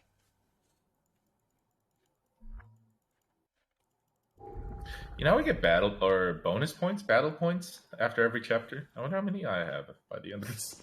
Just resetting. During a speed run, do you make use of those battle points at all? We do not. Nope. What are they used for even? I think They're it's used for used to, raid. Like, Oh, yeah, I that's was gonna actually say, a I think bad it's pickup. a shop. I think it's a shop in raid for their content. You could buy gear and whatnot. We're gonna do a strat that Spicy explained. Spicy uses Spicy your strat. strat, so I'm gonna try to hopefully do if I get good RNG here. oh, we got it. Who calls this fake? This is the spicy line. We get some 1 pound donations for the spicy line going. A spicy train here. So yeah, normally, at least when I speed ran this and the casual playthrough, you're just supposed to kind of kill every enemy in a straight line, and usually there are a bunch more hunters that spawn. But I think These guys are trolling, dude. They're going insane. the combo. Mom, get the camera. But no, Spicy discovered with good RNG and good movement, you could just hug the right line of the cruise ship and just get through that section quickly. You know, I'll say I think it's a fake strat now. Hey, you guys see that? I did Dude. it perfectly. It's so fake. Nah, you messed it up, bro. The way the hunter AI works is like if there's an open spot in front of your camera, they'll jump in front of your camera. But if you like put yourself where your camera's facing the water, then they can't jump in front of you. Yeah. So he actually does save, I think, 15 seconds on at least. Yeah, it is actually faster. Like even if you Just mess it on up, that. it's faster. But when the hunters start beating you down though, right there, not exactly optimal, I will say. Yeah, they were going crazy there. That was just. I usually don't get. Usually you get the Resident Evil iframe hit intangibility, but I guess not in that situation. Speaking of the spicy line, we have the combo line coming up here. Zeke's able to nail that. That was also fake. But I don't have time to play. Any line I can't hit is fake. So right here, we're gonna do a quick hug into the wall, quick turn, snipe the enemy on the left. And that way you're able to get to the door before he hits you, because you It's get the fake. item from the door, but yeah. This guy's wondering. It's fake. Make it. Well, so Is as this you guys out of can bounds see, split? I was 1 second slow. Even getting beat down like that. Oh no, is this next split out of bounds? 8-1, yeah. 8-1 should be out of bounds. Unless it's 9, yes. unless it's 8-3, but I'm pretty sure it's 8-1. It's this one. Now this one is also fake. This line. Dude, it is okay. No, Oh. this one's not fake, dude. You Parallel heard to the Spicy stairs. get super... On the spicy line, he's like, yeah, it's not fake. But then for this one, yeah, this one's not fake. But you're gonna nail it, right? Like you did the 4-shot comms officer. Yeah. But anyway, this is the last out of bounds in the game. So on a casual playthrough of this, you're gonna have to go room to room underwater, catch your breath at a couple of points because I think you just drowned. Surprise, surprise. But what we're gonna do here is we're gonna drop down on the very edge of a drop down animation. But by dropping down at the very edge of the hitbox, we're able to clip into the ship itself. And from there, I guess it's easier to just explain it once we get there. We're But basically now- swimming in the darkness. And this out of bounds is different than the other ones, where in this one you actually can't die, so there's no danger of like trying to do it fast so you don't die. Well, you can drown, but it takes a very long time. Oh well, yeah, it does take forever. I've never drowned on this speedrun. Have you ever drowned on this speedrun, Zeke? Don't talk to me like that. How do you know what her oxygen level's at? The screen will start to turn gray when you're like... It takes a very long time, but yeah, her screen will go gray, and then you'll just die. Does she have an horrible oxygen method. tank? She does with the other skin, but the normal one. The parrot is actually just breathing air into her mouth right now. What a legend. But anyway, here is the out of bounds. So we're gonna go up right here, and we're gonna try to hit the very corner of this platform to jump back down into. This will allow us to clip into the ship. So what we're gonna do here is we're gonna swim to the edge of this platform. As soon as she hits a bump, we're gonna dive, swim a little bit to the left, straight ahead. The area didn't load. it did not Amazing. load. So you have to swim backward. Yeah, let me reload it. It sometimes happens. Yeah.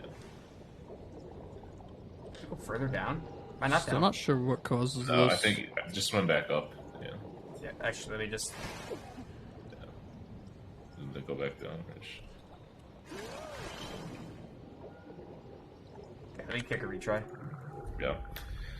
So, what we need is there's going to be a rectangle that loads all the way. That's supposed to load all the way up into the distance. We're going to swim over that, and once Jill's character model disappears, Zeke is going to swim straight up, and then once her character model disappears again, he is going to look at the map and swim parallel to the stairs. parallel to Perpendicular to the steps, or stairs, parallel to the step.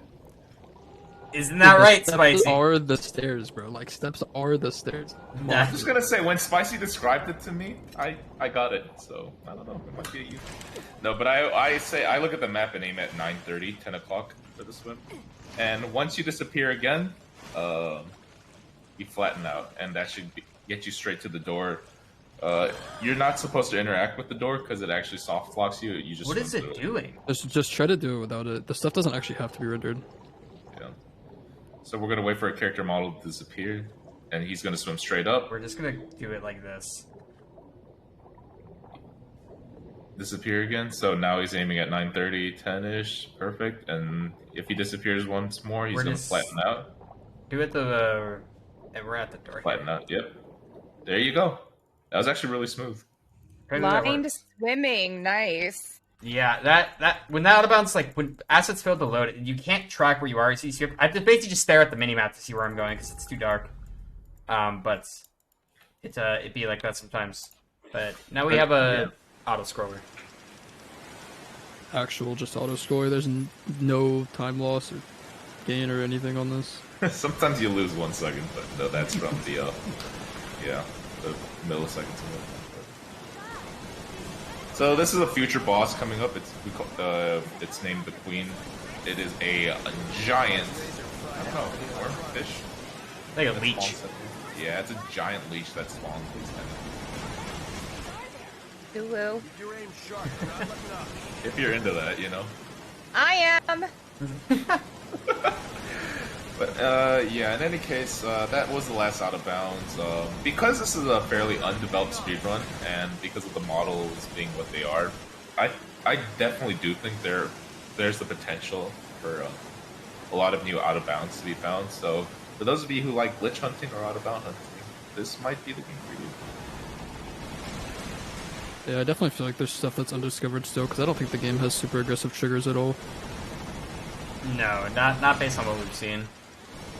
I know Steven, shout out to Steven Mate, he's one of the original strap finders for this game. Like, even, like, to this day, he was, like, finding stuff. He has told me he's gone through and looked at a lot of out-of-bounds in this game. He found all the out-of-bounds, from what I understand, and found their practical uses. But I think he said he went through and tried a bunch of others, so you couldn't get anything yet. But hopefully someday we'll find something else that kind of blows the game open, maybe shorten it up a bit. He also found a beach skip that also saves you 10 seconds that none of us could replicate, so... Fake strap for real. I'm dying to auto scroller, dog. Could you imagine? I have yet to see that. And again, we've got the runners and the commentators, all of their links to their Twitch and other channels there in the chat. Definitely go drop them a follow. They're all amazing speedrunners and streamers here. Yeah, if you guys don't know, Spicy TV is RE8 guy, and I'm RE7 guy, and that's Abu Kamu. It's Okay. Okay, buddy. I'm just kidding. Camus runs RE5 a lot. He's record holder and co-op with Spicy on that one. Oh, we're all record holders for different mainstream games. I just realized that. And check them out at speedrun.com, guys. You can check out all their world records and all the games that they speedrun. But yeah, for any of you not just wanting to get into any Resident or Revelations necessarily, but for a good chunk of the other Resident Evil mainline games, feel free to join the Speedrun Discord. We always welcome new people. It's a lot of fun. We gotta make a Revelations Discord. I think there is, isn't it? Just the general. There's just the general one, but I feel like RE Revelations could really pop off, and we could use a Discord for the boys. So that's true. To really, obviously, we're working on a guide. One of us is going to be releasing a guide for this game. So if you do want to ever learn this game, we'll hopefully have the tools necessary to make that happen. Careful. The water is infected. It is a pretty simple game to learn. Yeah. Like I said, 1,000 small things just done right if you want a good time. These guys can grief a little bit. They get a little too close for comfort, like that. You know, if you wiggle your mouse as you swim down, if they're really close to you, they just can't lock onto you because the model, they have to turn yourself. Magnum ammo right here. Yep. So. Here he's gonna do a little manip for this guy. He's gonna like swim down and it's gonna make this guy move out of the way. He didn't care. He did not care. Oh, he didn't get grabbed. He was having his own little issue there. Yeah, he's having a fishy there. Okay. And that is our stream. Thank you for watching. Oh, man. You know, in all this time I've known Zeke, I've never heard him make a dad joke like that, so... It's a day of first. You're welcome. It's rare. Oh, so there's a little bit of tech up here. Chris is actually always in the front for a lot of these sections. We have to catch him going through the door before the door closes. Otherwise, you're unable to open the door, and it actually loses you 2-3 seconds each door. So, not just the swimming section, but there's going to be a section where we're going to have to be, you know, ahead, if not next to Chris. Amazing. I second guess because I forgot that if you actually beat Chris up here, it's slower.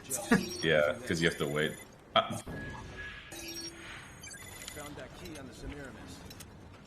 So we're going to be introduced to a new enemy here called the Scarmelian. It is a, I don't know what you would call it. It is a giant bioweapon with a giant shield and a giant sword. They are annoying. They're my least favorite enemy for sure. Yeah. I think Spicy discovered that the hitboxes for the head are a bit wonky because I think if you actually aim at the head, shield blocks it. You have to aim above the head, and the sniper actually shoots a little bit lower than it actually indicates, in some situations. So that's why you can sometimes bring it above the head a bit, and it'll hit the hitbox, or the Scarmelian's head hitbox. It's just really high. But they needed to give you a way to be able to hit it and not make it too hard, because they keep their shield up forever. For those of you playing, This one specifically, you're gonna see when he spawns, he has to wait until a certain time to shoot, because the Scarmelian has iframes, and it's kind of hard to tell when the iframes actually end. Zeke, I can't focus on the run, please. Look at this guy. I can't focus. Yes. Look at those biceps. Look at that flat backside. Look at that bulging corn pipe. But for those of you who are playing the new Pokemon game, it looks like a Corviknight that just went to the gym and took steroids. So. Oh, that's so unlucky. The instant. I've never seen him insta swing like that. No, it's because Zeke's a little bit closer. Yeah, I think I was too close to him. Yeah. We're gonna utilize another. I don't think Zeke switches FPS here because he's really quick at clicking. But in between the dialogue, you get a frame where you're able to pick up the Magnum. Perfect. I'm fine. Instead of having to wait for the dialogue to finish, we're gonna have to wait for Chris to get into the. I almost just lost the run. Oh, that would have been bad. Woo! I was like, wait a minute, something feels a little different here. Because you're only allowed to carry 3 weapons. He dropped the sniper rifle for the Magnum. which is not, as we say, an unoptimal play. What would have even been the recovery there? You can't lose like the certain recovery. chapters. Well, can I you? mean, Cheat, yeah, you have to File. pick up a bunch of pistol ammo, or you just cheat file the rifle back or something. yeah, or you just send the elevator back up. If I like noticed it. We I did don't think I would've get a noticed it. no-no in if we've got a chance. Oh, Yeah, absolutely. Yeah, we got a 20-pound donation from Yiddle that says Resident Evil Revelations, 2012's best Resident Evil game of 2021. Yiddle, thank you so much for that donation. That brings us up to $2,065 raised for Haven House. Ooh, let's go. Keep up the donations. Thank Let's you, Niddle. go. If you Niddle guys also didn't ran catch, yeah, Niddle's run yesterday, last night at midnight, you should go back and watch that VOD. He did a Silent Hill 2 with Donna Burke. It's actually an amazing run. It was a great run. If you guys did miss it, you can check it out on our highlighted in our previous VOD. Needle's also my favorite red rank survivor and killer. He is so good at DBD. Oh my god, top 10 killer. Yeah, Niddle's Favorite good. Goosebumps runner as well. Goosebumps God. Yes. I'll show you guys here why we call this Quint skin 5-Head Quint. You'll have a pretty good understanding in like 30 seconds why we call him this. I don't know why this skin is so pronounced with his dome, but it is just it's so big. You ever seen Megamind? Yeah. This is You the keep looking like Megamind. Resident Evil Revelations is actually a Megamind origin. So It's just a computer. We're gonna go This through is and pick up a bunch of stuff here, like a sniper, a magnum, and a rocket launcher, because this is gonna be like another kill section. What did you do? So for those of you familiar with the cabin concept in any Resident Evil speedrun, most Resident Evil games have a cabin section where you just kill a bunch of enemies as fast as you can in a certain amount of time. This is our cabin section. Quality time with your girlfriend. Except we're given 2 rocket launchers, a magnum, and a sniper rifle. Piece of crap works. And if you aren't familiar with where the term cabin comes from, it originates from Resident Evil 4, where you had to hold out in a cabin for a while. And that term just kind of translated to all the RE games. Some cabins are sleeper, some cabins are fun. I think this is a perfect in between. Yeah, this one's not bad. It's pretty telegraphed. So you get anything? It's preset enemy spawns, but I mean, obviously later when there's just so many enemies, it just gets hectic. It just comes down to hopefully you can kill the enemies quicker than. Can't even fit the whole thing in the scope. Yeah, it's crazy. Oh, dude. but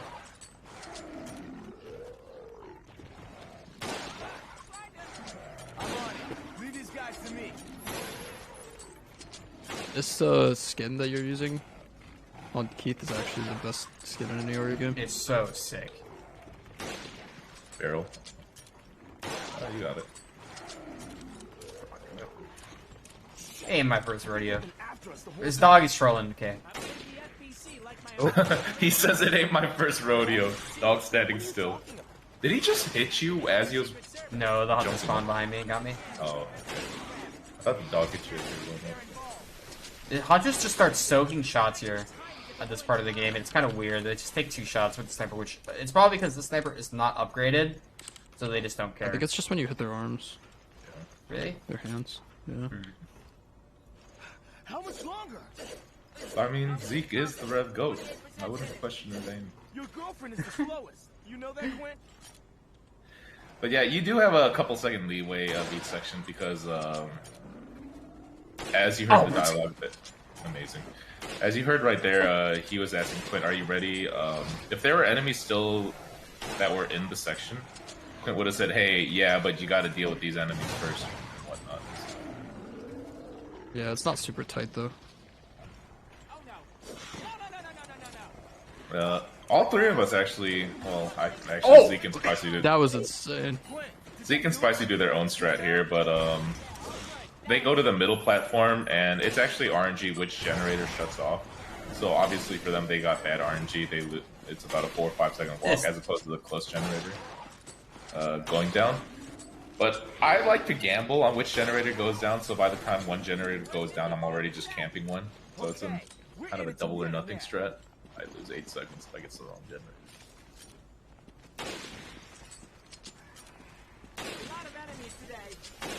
for the report, Captain Obvious. And yeah, guys, keep those donations coming. I mean, this is all going to a good cause. So if you're having fun, I will, but you're gonna owe me big time. I'm having so much fun. Oh, Section my- is unironically fun. I love just shooting stuff. Yeah, there. you just sit here and just miss like that. How much longer? You And don't now we know. got the funny guys coming. Just past 80%. Almost there. I'm so glad the Invis Hunters can't actually one-shot you. It's another invisible monster. Watch out. Careful. I thought you pick up is so broken. Throw me a club. Ooh, that was almost nice.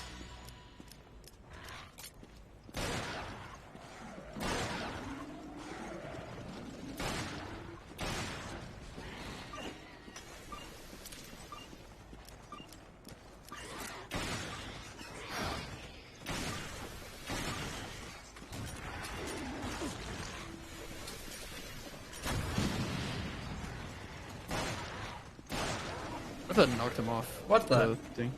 Oh, he's dead. Nah, I was gonna say the rocket shot I shot was like almost like right at his feet to knock him off. So I'm pretty much down here, by the way. We're just kind of chilling. just shoot him with a rocket. Shoot Quinn with a rocket. Oh, I will.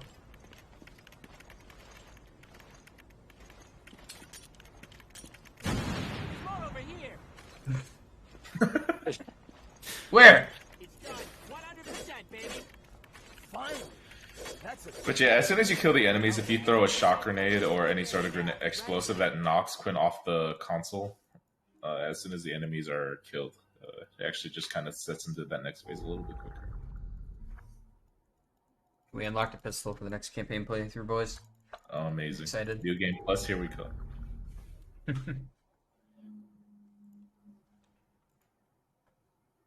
Alright.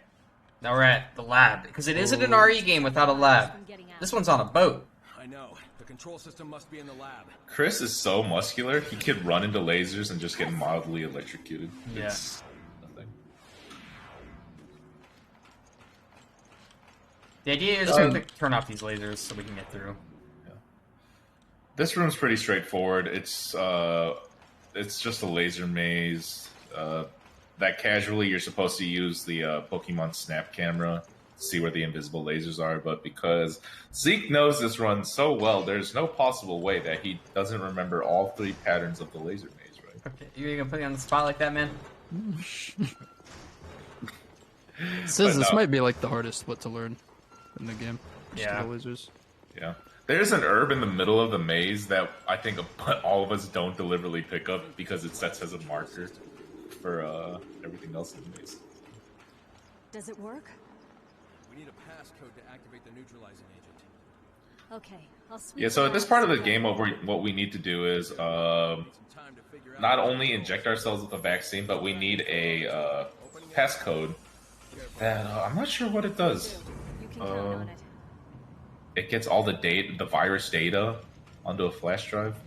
But the reason why we go through the maze casually is if you just get the data. I didn't mess up. That's not nope. That wasn't because I messed up the pattern, it's because I ran into the wall.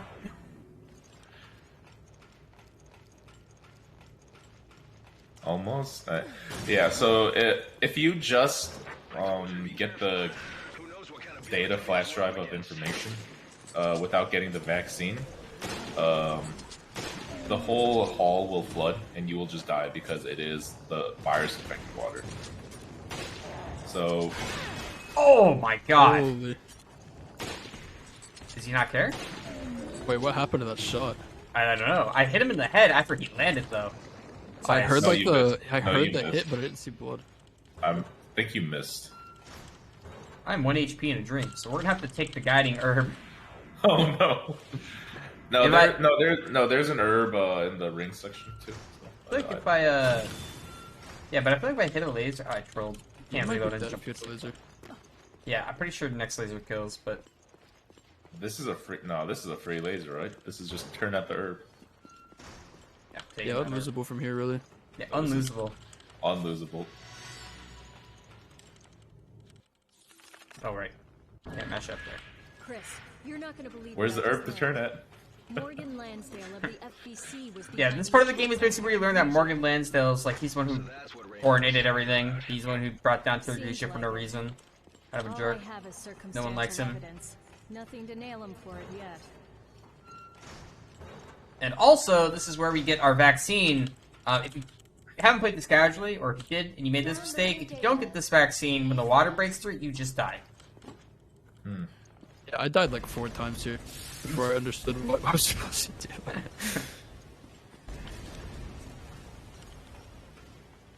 Download complete. I always thought this game's plot was really random, and then you went into the next game, into 5, and they were talking about stuff that happened in this game. And I didn't even know this game existed when I first played 5. And I'm like, where are they talking about? Where is this Terra Grigia? What are they talking about, this boat and all this things going on? Yeah, it's definitely like... It didn't get the publicity it needed in order to like bridge the game, right? Because like I said, it happens between 4 and 5, and it covers a lot of important, very important story details in my opinion. But, like this game, Revelations is referenced directly in 7. There's a book in RE7 on the table. It talks about Nightmares on the Waters, and it's written by Clive O'Brien, who is the BSAA director in this game. So there's a lot of, like, this game ties to a lot of stuff.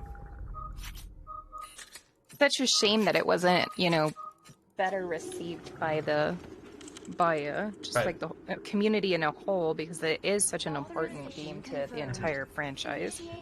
I think it was because on release it only released to the DS, you know, and then when it got remastered, people were just like, "Oh, the DS game." So that's what I was just about to ask. When it came out on DS, did it come out on the other platforms at the same time? I'm actually... No, it was the only DS. 3DS, and I feel like that was kind of to Capcom's demise for that. Yeah, for sure. 'Cause I was surprised when I played this game for the first time that I had not heard of it or played it before, because it's just a really good game. I don't know. There's an herb by the item box after you kill all the enemies. You could just run too. I should get that healed already. Released games on multiple systems and consoles. Yes. Yeah. So this section is kill based. It's set spawns. It's a bunch of ooze and 3 Scarmelian enemies at the end. So. If you saw while we were swimming here, Zeke actually picked up a damage 5 upgrade and put it on the sniper, so the sniper is just ridiculously overpowered now. You thought it was strong before. There's a good chance he just one-shots these Scarmelians now. You know, unless he doesn't hit the head. But... I hit him in the neck. I guess he just didn't care.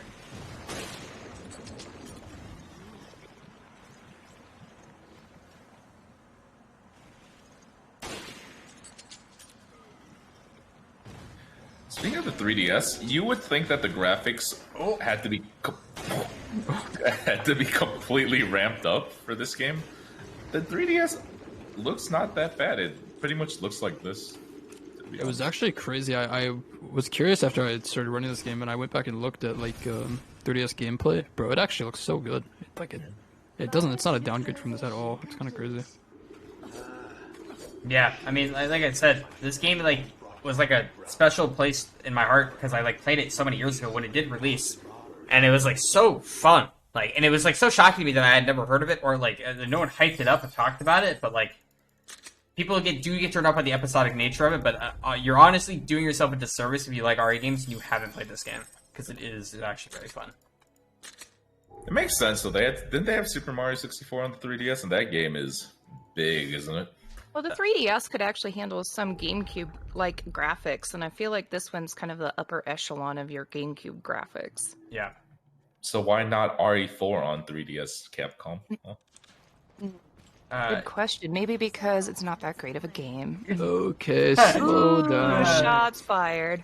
RE4 did release on a million different consoles. People give Skyrim a lot of shit for releasing on, like, whatever, 16 systems, but people forget that RE4 has released on more. It's also released on the Zebo, if you even know what that is. That is a Spanish-only console. If you Zeke use is off. I was going to say, Zeke is offering a bounty. For I've looked at this. If you go to YouTube and search up Resident Evil 4 Zebo gameplay, you will believe you are watching it on a calculator, because it is so bad. Aren't the enemies purple? The enemies are purple, and the game has like a blue hue to it. Like, it's Is this so real? Oh, Yes, it's no, real. look it up, dude. I thought Zeke was memeing, and then I looked it up. It looks like somebody put RE4 on a TI 83 calculator, and the enemies are just like, it's the same voice line, but in like 16-bit like sound. I'm looking at it, dude. Why are they blue, bro? That is wild. This is a free line. By entering the prompt at the elevator, we're able to dodge the attack from the starting game. This whole split is entirely irrelevant. This has got to be one of the most random splits because it's like a minute long at most. Like I believe, yeah, it's about a minute long. Kind of do nothing. I mean, but story-wise, it's important because this is. Oh yeah, this is where you find out Jessica's kind of a jerk. She shoots Parker, so that's why we hate Jessica. Still the best side character in this game. No shot. Okay, fine. Isn't it kind of funny how they just put the main characters together? It's like, hey, 2 main characters, go do your thing, and then the 2 side characters, hey, here's a 1-minute split. Sorry, to check my DPI. Oh, my DPI got increased when I pressed the button. This is also the longest elevator in video game history, I'm pretty sure. It's the longest elevator, but if you look, you're on the floor for like 30 seconds, and you're not actually moving anymore. So weird. Yeah. Imagine if Jessica stopped talking about that lobster dinner you ordered. We could have and her sweet ass is on the way. Mm. Can't forget that part. It's very important. I like Jessica. I'm gonna get haters, but I like Jessica. You are gonna get hated. Right. First, we gotta get out of here. So this is an example of what I talked before. This part's pretty easy. We have to match Chris on the door opening animation, so we don't get, door to our face. But there is a section upcoming in this chapter that it's a little bit tighter of a window. Right now it seems pretty easy that we're just running ahead of Chris, but there are going to be explosions that knock us back continuously, so we're going to be at a constant disadvantage coming up. There's one part where it matters right here after this door, and if Chris passes you here, it's pretty bad because he'll get to climb a ladder before you can. But Zeke got the push. I was like, I thought I had the slide there. I'm jumping down. Oh, got it. Nice. Not today, Chris. I woke up pretty early to get me, buddy. It's about a 2-3 second time save. In the grand scheme of things, it's not, amazing, but it's always nice to get those little time saves. If you've never watched a bunch of RE games runs or seen records of them or anything, pretty much any of the RE games, like almost all of them, come down to like a few seconds being the difference between records. Like the Resident Evil games get optimized pretty quickly. I'm painfully aware. Yeah, Zeke knows all about it. Games do get like that. RE games are typically relatively linear for the most part, which means their optimization typically comes pretty early. Because it comes down to like, some of them have pretty bad RNG, but a lot of them don't, and you get to work through just like doing the game as well and as consistently as possible, doing the fastest lines all the time. So that's why they typically get to that point. If you want to learn the first 20 minutes of RE7 and just the first 20 minutes of RE7, I would recommend watching Zeke's stream. He does it a lot. Yes. That's dope, dude. He's not right. For those wondering what that means, Resident Evil 7 New Game Plus Easy is arguably one of the most optimized Resident Evil just categories in general. And I recently had a grinded record for that, and you're talking 10 seconds over an hour and a half long speed run. It's just brutal. Which is funny, because isn't half that game a movie? I'm kidding. Zeke, I love you. I need a new couch, bro.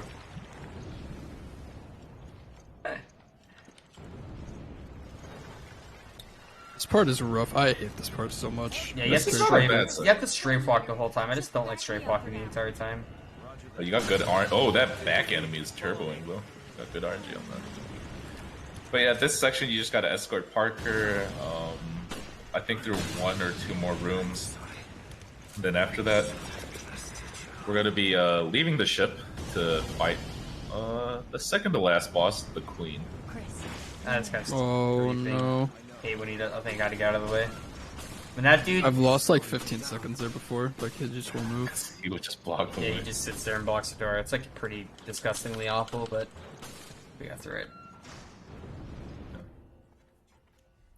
So right here, we're going to be dealing with a common ooze. One more Scarmelian. That's actually a bit of a tricky shot. You have to hit him in the head, and he's already pre-charging you. So. Ooh, FPS drop. But Zeke's got this.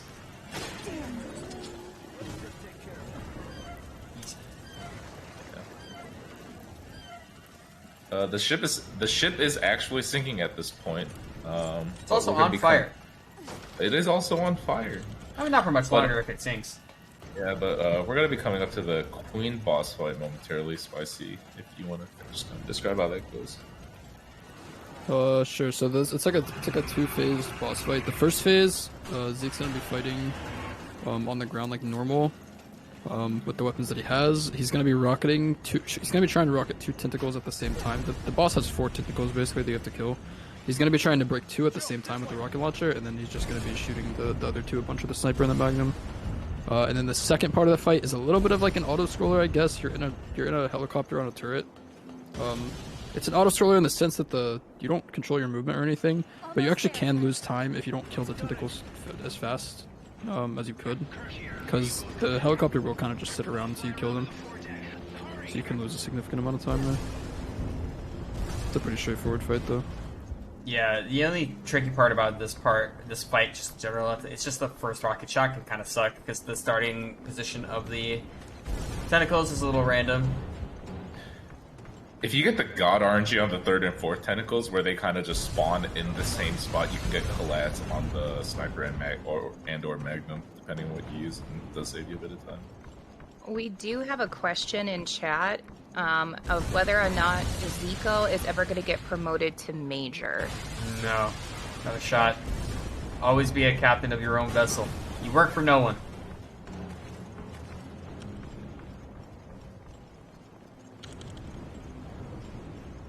Yes. Anyway, coming up to the Queen boss right here, first phase. Hopefully Zeke lands the rocket, but I mean, it is a giant tentacle, a 40-foot tentacle in your face. There's no way he misses this. I think it's more than 40 feet. I don't know how long 6 inches is, so if you guys say it's 40 feet, I'll believe you. Oh, sorry. For the UK viewers, this is, what, 30 meters big? Okay, don't hurt yourself, Chief. That math sucks. Okay. No, 4%. but it's like shooting at Godzilla. There's no way you miss. Oh, you got both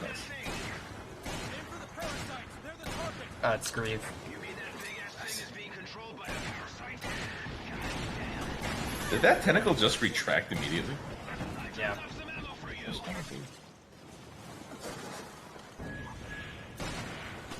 Here you get dropped another rocket launcher that we're gonna save for later as well. Hello?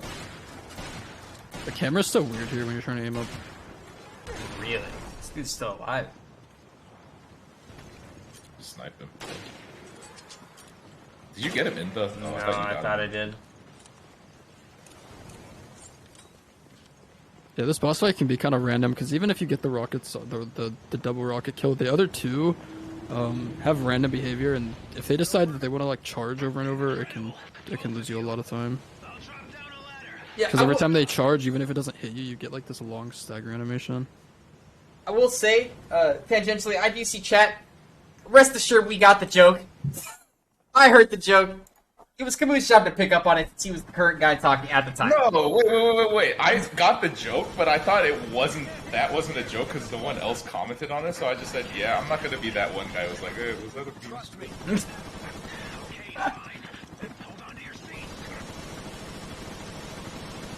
But regardless, second phase of the boss fight, we just gotta kill a bunch of these tentacles. It's pretty straightforward. The only thing you gotta be careful is make sure your gun doesn't overheat, because that is time consuming. And I'm the only person that gets this, but I get an invisible tentacle that spawns in the middle of nowhere. And sometimes my AI just shoots at the sun for about 10 seconds, shooting at it. I don't know why I started looking for the sun when you said that. I'm not quite sure what came over me. Oh, the rocket engine mode set.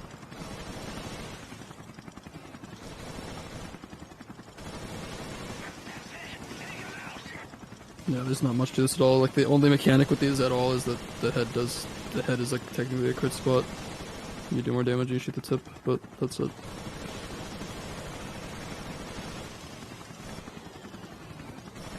Yeah, this part's pretty Resident Sleeper.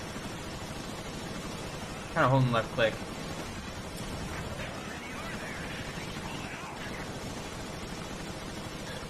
Don't overheat. Don't tell me what to do. Spicy didn't know this, and I'm assuming Zeke doesn't know this, but if you press the reload key, you actually cool off. No shot? Oh, you do! They never tell you that. That is... Wow! Hold up. R to reload. How is this not a thing? What the? It has infinite ammunition. Why would I press R? Yeah. Well, if it overheats, why wouldn't you press R to reload it? Anyway. That's not how Nobody would overheating think works. to do that. Nobody does that. This guy's capping. Wait, so do you actually just wait for the overheat to just run Yeah. out instead of trying to press other buttons? I try not to overheat in the first place, if we're being real honest. How often do you overheat where you needed to learn that, Camus? That's the real question. I don't know. Looking at Chris, I overheat pretty often. Anyway, yeah, this is the last section. It's a bunch of waves of 4 tentacles spawning. We're gonna be given, I don't know, a satellite-guided laser, I think, at this point, when the mouth opens up, and It's that's just a one rocket shot. launcher, I think, right? Just an RPG. Oh, Oh no, it's a no, it is. satellite. Yeah, it shoots the what's it called? That's a special name. Basically, there's also this half premise to the story you guys haven't seen, but there's a big satellite in the sky that basically is what powered Terra Grigia. But it was used to blow up Terra Grigia, or it is going to be used to blow up Terra Grigia. But we can also control it with the drone thingy here, and we're gonna blow up this dude. Yeah, it basically harnesses the power of the sun or some garbage. The power of the sun in the palm of my hands. Yes. Also, that thing is kind of hard to aim. You have to hit like right in the middle of the mouth, and the helicopter like sways around so much. It's pretty rough. Don't you love getting your BP, like, heart rate up for all these fun boss fights and all these fun sections only to go back to Terra Grigia? Back to Terra Grigia, boys. Let's go. And here we go again. This is the worst split of. I think this is the worst split of the run because, you know, you're dealing with bosses, you're escaping from the ship. Hey, how would you like to go back to a part where you just... I forgot I had to wait for her. I'm not gonna lie. Probably better than the first Terra Grigia. There's an auto scroller in this one at least. The boss has pushed for an expansion of the FPC. Just too long elevators. This is just the kind of thing kind of he's annoying. warning the world about. And this incident will bring the crisis to the limelight. It could be good. I wonder what would the RTA on this be without like the elevators? You probably spent like 5 minutes in elevators in Yeah. this game or The more. reason why the RTA is like nearly almost 50 to 20 minutes over actual time. I do end up checking my phone text messages. The elevators. It's actually kind of nice. Raymond! Just A bit of unlucky RNG there. If Raymond doesn't crit the enemy and he just jumps, the hunter jumps over into this area, you're able to just knife them. But if he crits them, they get knocked back and you just kind of lose. we have to get rid of them. I could be wrong about this, but I don't think you really lose time though. I think you're capped on how fast you can do this. If you do it really think you're fast, right, you just like they just like wait to talk forever. Don't try to act tough. All right, somebody lend him a shoulder. Parker. I love might how be Jessica true now says, somebody lend him a shoulder, like I'm not the only other person here. Somebody's gotta do it. You're not convincing me. Come on, grab on. I don't know if you ever showed off Raymond's face yet, but Raymond, Oh, in the Wow. elevator coming up, we have really... What? Really outnumbered. Have to We have really good Nemesis face coming up. that is not a door, Zeke. I wasn't even... I just stopped me. I didn't stop moving or anything. Dude, Raven's The too collision big. is so weird when you're holding people. We're gonna try a little shot manip thing to keep these guys from hitting us. more of them. It's all right. I can buy you. This is probably the biggest time loss part in this, because like right there you see him get hit. He has like such a long recovery animation when you get hit here. Yeah, And if you're really unlucky, that one that went behind him and hit him will go in front of him and just stand in front of the door. Oh, yeah. Their models are just wide enough to block the entire doorway. Is there a reason why he looks like Conan O'Brien? I don't know. Maybe I they were thought a so. big fan, dude. I thought so too when I first played this game. But Too bad we don't have a Capcom rep here that could, give us some answers about this. Someone want to explain the logic behind Raymond? Everything, just like from the face to like everything. His hair, why does he look like Conan O'Brien?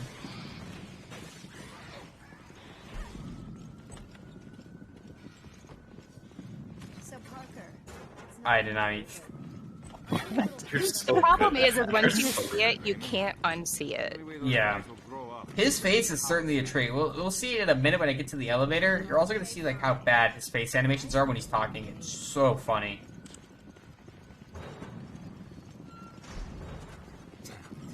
I think learning to speedrun this part is so bad because you actually just get lost. This whole place. Yeah. We talked about at the beginning of the run. It's a lot of going back and forth. Very easy. Okay. It's very easy to, The door handles to your right. So Okay. If we're lucky, we're just gonna beeline for this and run out. if he's unlucky, he's gonna get one shot. Just what I need. Oh, Easy. three. Jessica took that for you. Good. More hunters. If you can hear me, get back here now. I'm curious what you save on your splits. Or wait, Yeah. did you see that before already? No, I never really actually got a run done with this. Because, like I said, like we talked about before, previously when I had record, we didn't have this, not like axe strat to like run around and kind of God of War everything, you know? So it's like a lot easier. Because back then we had to shoot everything, we had to stop and spray everything down. It was pretty bad. Even more than that, it's like I watched you run before we had the axe. You picked up so much ammo, and like picking up ammo in this game takes forever. You have like a whole animation for it. Yeah. I like the Resident Evil games where as soon as you picked up something once, it doesn't make an animation. It just, you run by it and pick it up. Hey, you held out good there.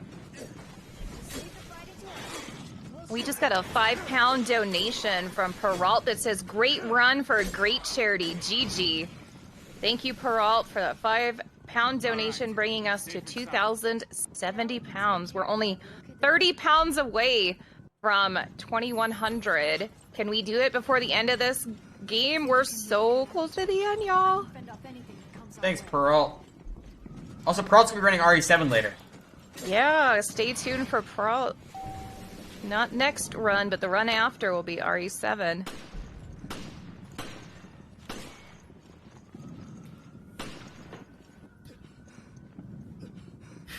You get the meme? Nope. Okay, we're good. Almost.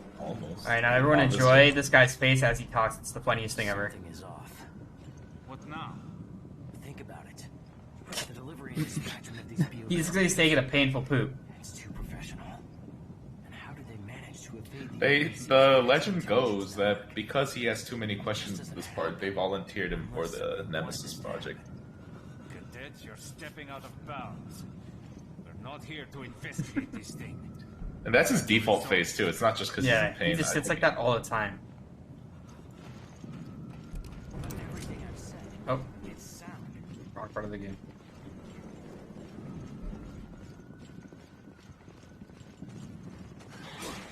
This last section here, you just have to clear some hunters out of the way, and then there's like a little kill section at the end. Just keep our cadet alive. But I think it's super like 8 free. hunters. Yeah, I think it's like 8 hunters. Yeah, this section's pretty chill for the most part, because now the game just starts hitting. I love when he does that, it's so funny. He just like completely ignores me and kills Jessica. Like they just run past me and just try to kill Jessica. That was the one-shot kill, right? I don't know. I don't think so. It has more of a wind up. You know, oh yeah, this guy gets confused. Does that stop Raymond from coming up if that guy's there? I guess don't not. know, but I never want to find out, you know? Well, no. Because it stops, it prevents the wave from spawning, and Raimi getting to the top of the stairs spawns that wave you actually have. Take care of this. Cadet, you'll find shelter in the command room. Get out of the way, Raymond.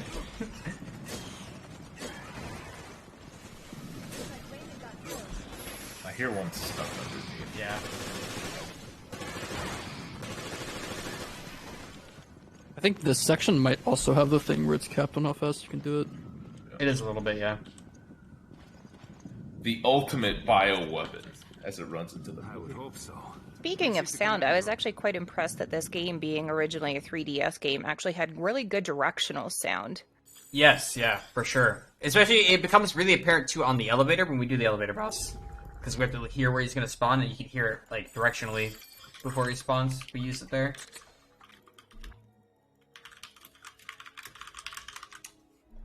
All right, now we're at the last episode of the game, which is 2 chapters long, and it's pretty short. We're back in present time. This is post everything, after the Queen Zenobia has sunk, and all the fun stuff has happened with Parker, and now we're underwater again. Still in the pirate outfit, but if we were in the the wetsuit costume, we'd have like a tank and everything to be breathing out of. But the parrots got our back on this one. Yeah, I think we have like a rebreather here in the default skin. Mm-hmm. Are we going for the risky strat? Up left, that one. Yeah. Yeah. Oh, because it's like the retries right there. If I die, No. my mom didn't raise a coward. I remember I was on like WR pace, and then I asked my stream like, should I just YOLO here? It saves me like 1 second, but I lose like 10 seconds. They're like, no, don't do it. I'm like, YOLO. But it's relatively free actually. Just no. It's free.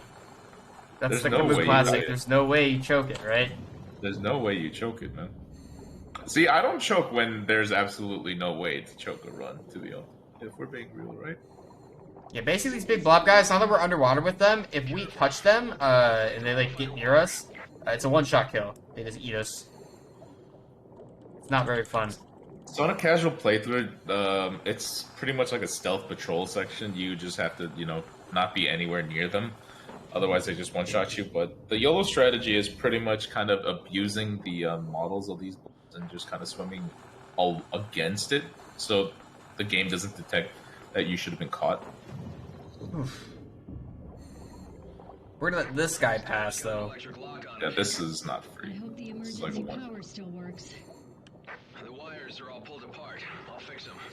Okay. I think there is a way to get past them, but you gotta swim up right away. But that time you swim up and going back down to that vent is just the same as nice. It's just the same as just waiting. I got stuck there for a second, and I kind of panicked. Yeah, that was a little scary. I thought I was dead. I almost just died. I was. Okay, on my way back. Why do I swim faster than this guy? It's not like... If you're on good PV pace, I would just recommend swimming a little bit behind these guys, because I do think if you're relatively close, they just turn around and just like roar. Yeah, that is interesting. It's to give you. That was close. That was close. Okay, let's move in.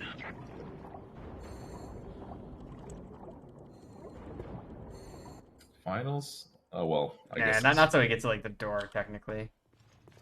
Oh yeah, so that's the thing about the mouse sensitivity and turning, is what I was talking about earlier. Just kind of did a 180. So this part of the game now, we're back on the ship, and everything's destroyed, but there's a guy here on the ship waiting for us that we haven't met until now. Well, I guess casually you would have been aware of him, but this is going to be Jack Norman, right? Yeah. Wait, is it Jack Norman? I don't know what his first name is, but his name is Norman. Jack. I feel like you just combined Jack from RE7 there and just added Norman. Yeah, no, it's Jack Norman, okay. So, Jack Norman is the head of Veltro, right? And now that's who we're going to fight here at the end, because he's upset at, what's his name? He's upset at Morgan Lansdale for betraying him. Yeah, because I think Morgan was supposed to pay Veltro, but instead he sunk Veltro with the ship or something, with the satellite.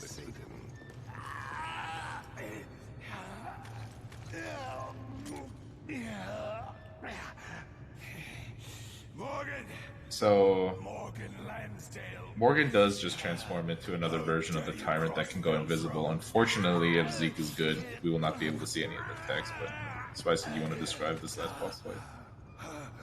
Sure. So, after he walks out, he's gonna get a thing here in a second, then walk out, and then It's gonna go into the last chapter of the game, which is the chapter is literally just the fight. It's a really short fight. I think optimally you can get it down to like probably 16 seconds. It's super short. Basically, it's just gonna be quick scoping. He has like 2 weak points. He has like one on his back, and he has his heart.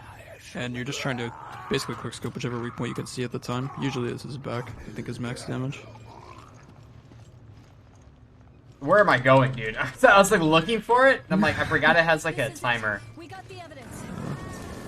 Oh, he's gonna rocket at the beginning as well. I forgot about that. He rockets to get the initial stagger. Yeah, the idea is his back is the vital weak point, so you shoot his heart at the start, and then you expose his back, and you try to kill him instantly if you shoot fast enough. It's a very fun casual boss fight because I think he goes invisible, makes clones, but time will be coming up really shortly when the screen goes to black. Yep, just give me that warning.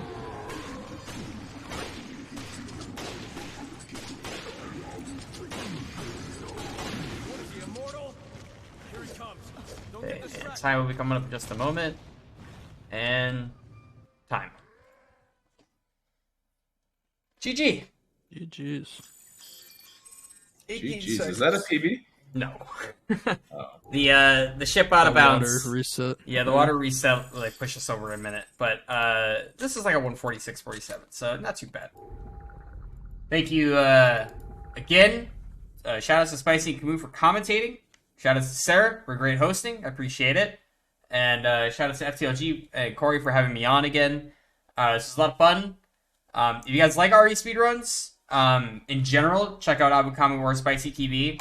If you also like RE speedruns, you can check me out. I'm at Captain_Ezekiel. I'm primarily a Resident Evil 7 record holder, but I run a bunch of other stuff. So, thanks again, you guys, for having me out. Spicy Camus, if you guys have anything to say, feel free. No, you pretty much did it for me. Yeah. Don't forget to donate, viewers. It's all for a good cause. Yeah, definitely. Thank you guys. That was an amazing run. I'm so glad I got to watch that. Yeah, it was a lot of fun. Thank you very much, guys. We do appreciate it.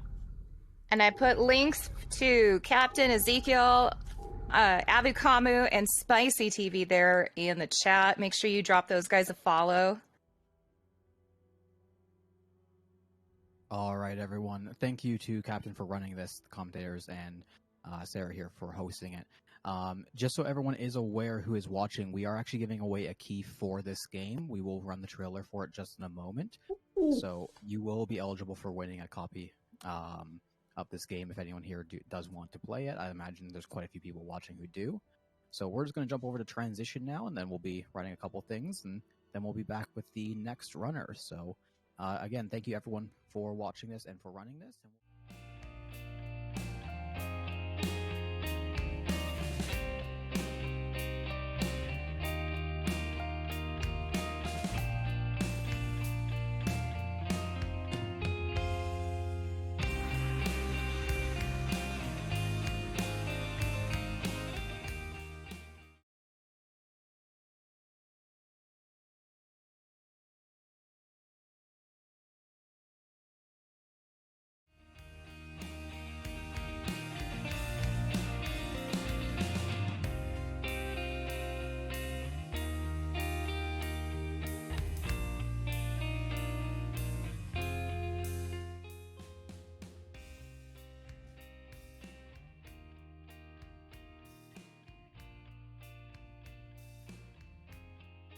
Don't go anywhere, but did you guys know that For the Love of Gaming Marathon has merchandise?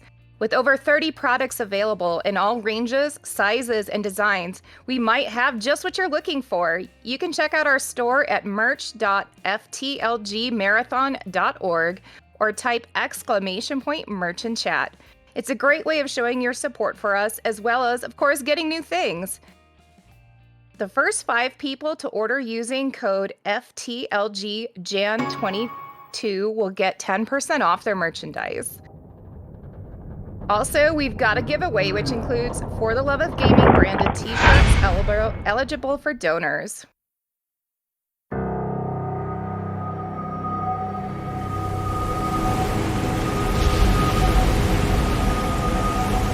lost contact with Chris and Jessica.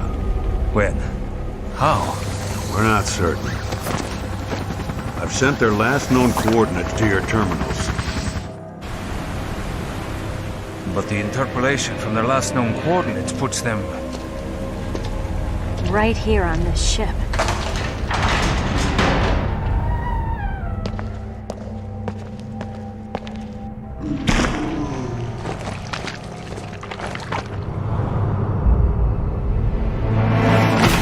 What happened? No one's saying Chris is dead. Alright, then let's find him already. How do you want us to proceed, O'Brien? I got the coordinates on the ship. I'm sending them now. We'll sort it out later. We have to move. Any idea what's going on? It's impossible.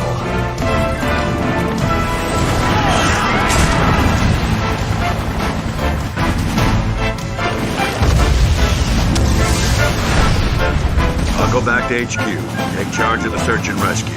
You two will be my eyes out there. I don't have to answer anything. Ignorant creatures who do not yet know of us, the time to speak has come.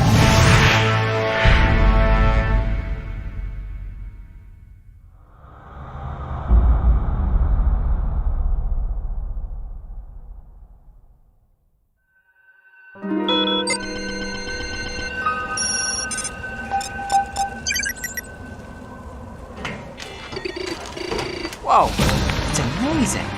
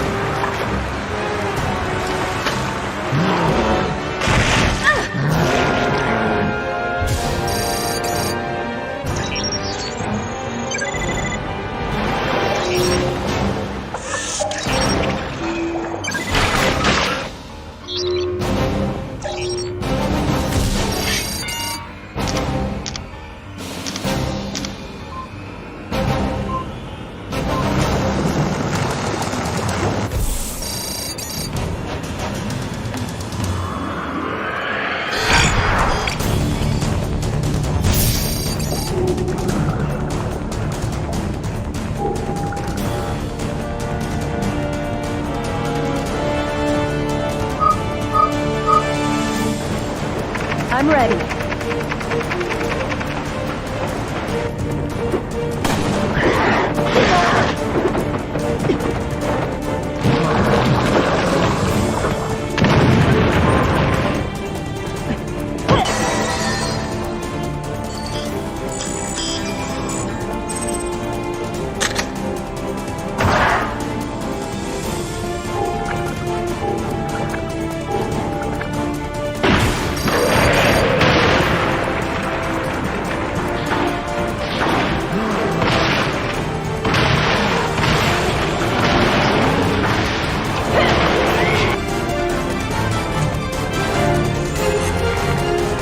You ready?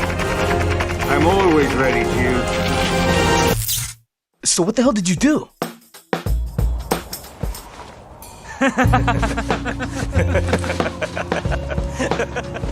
I didn't do anything. This really blows.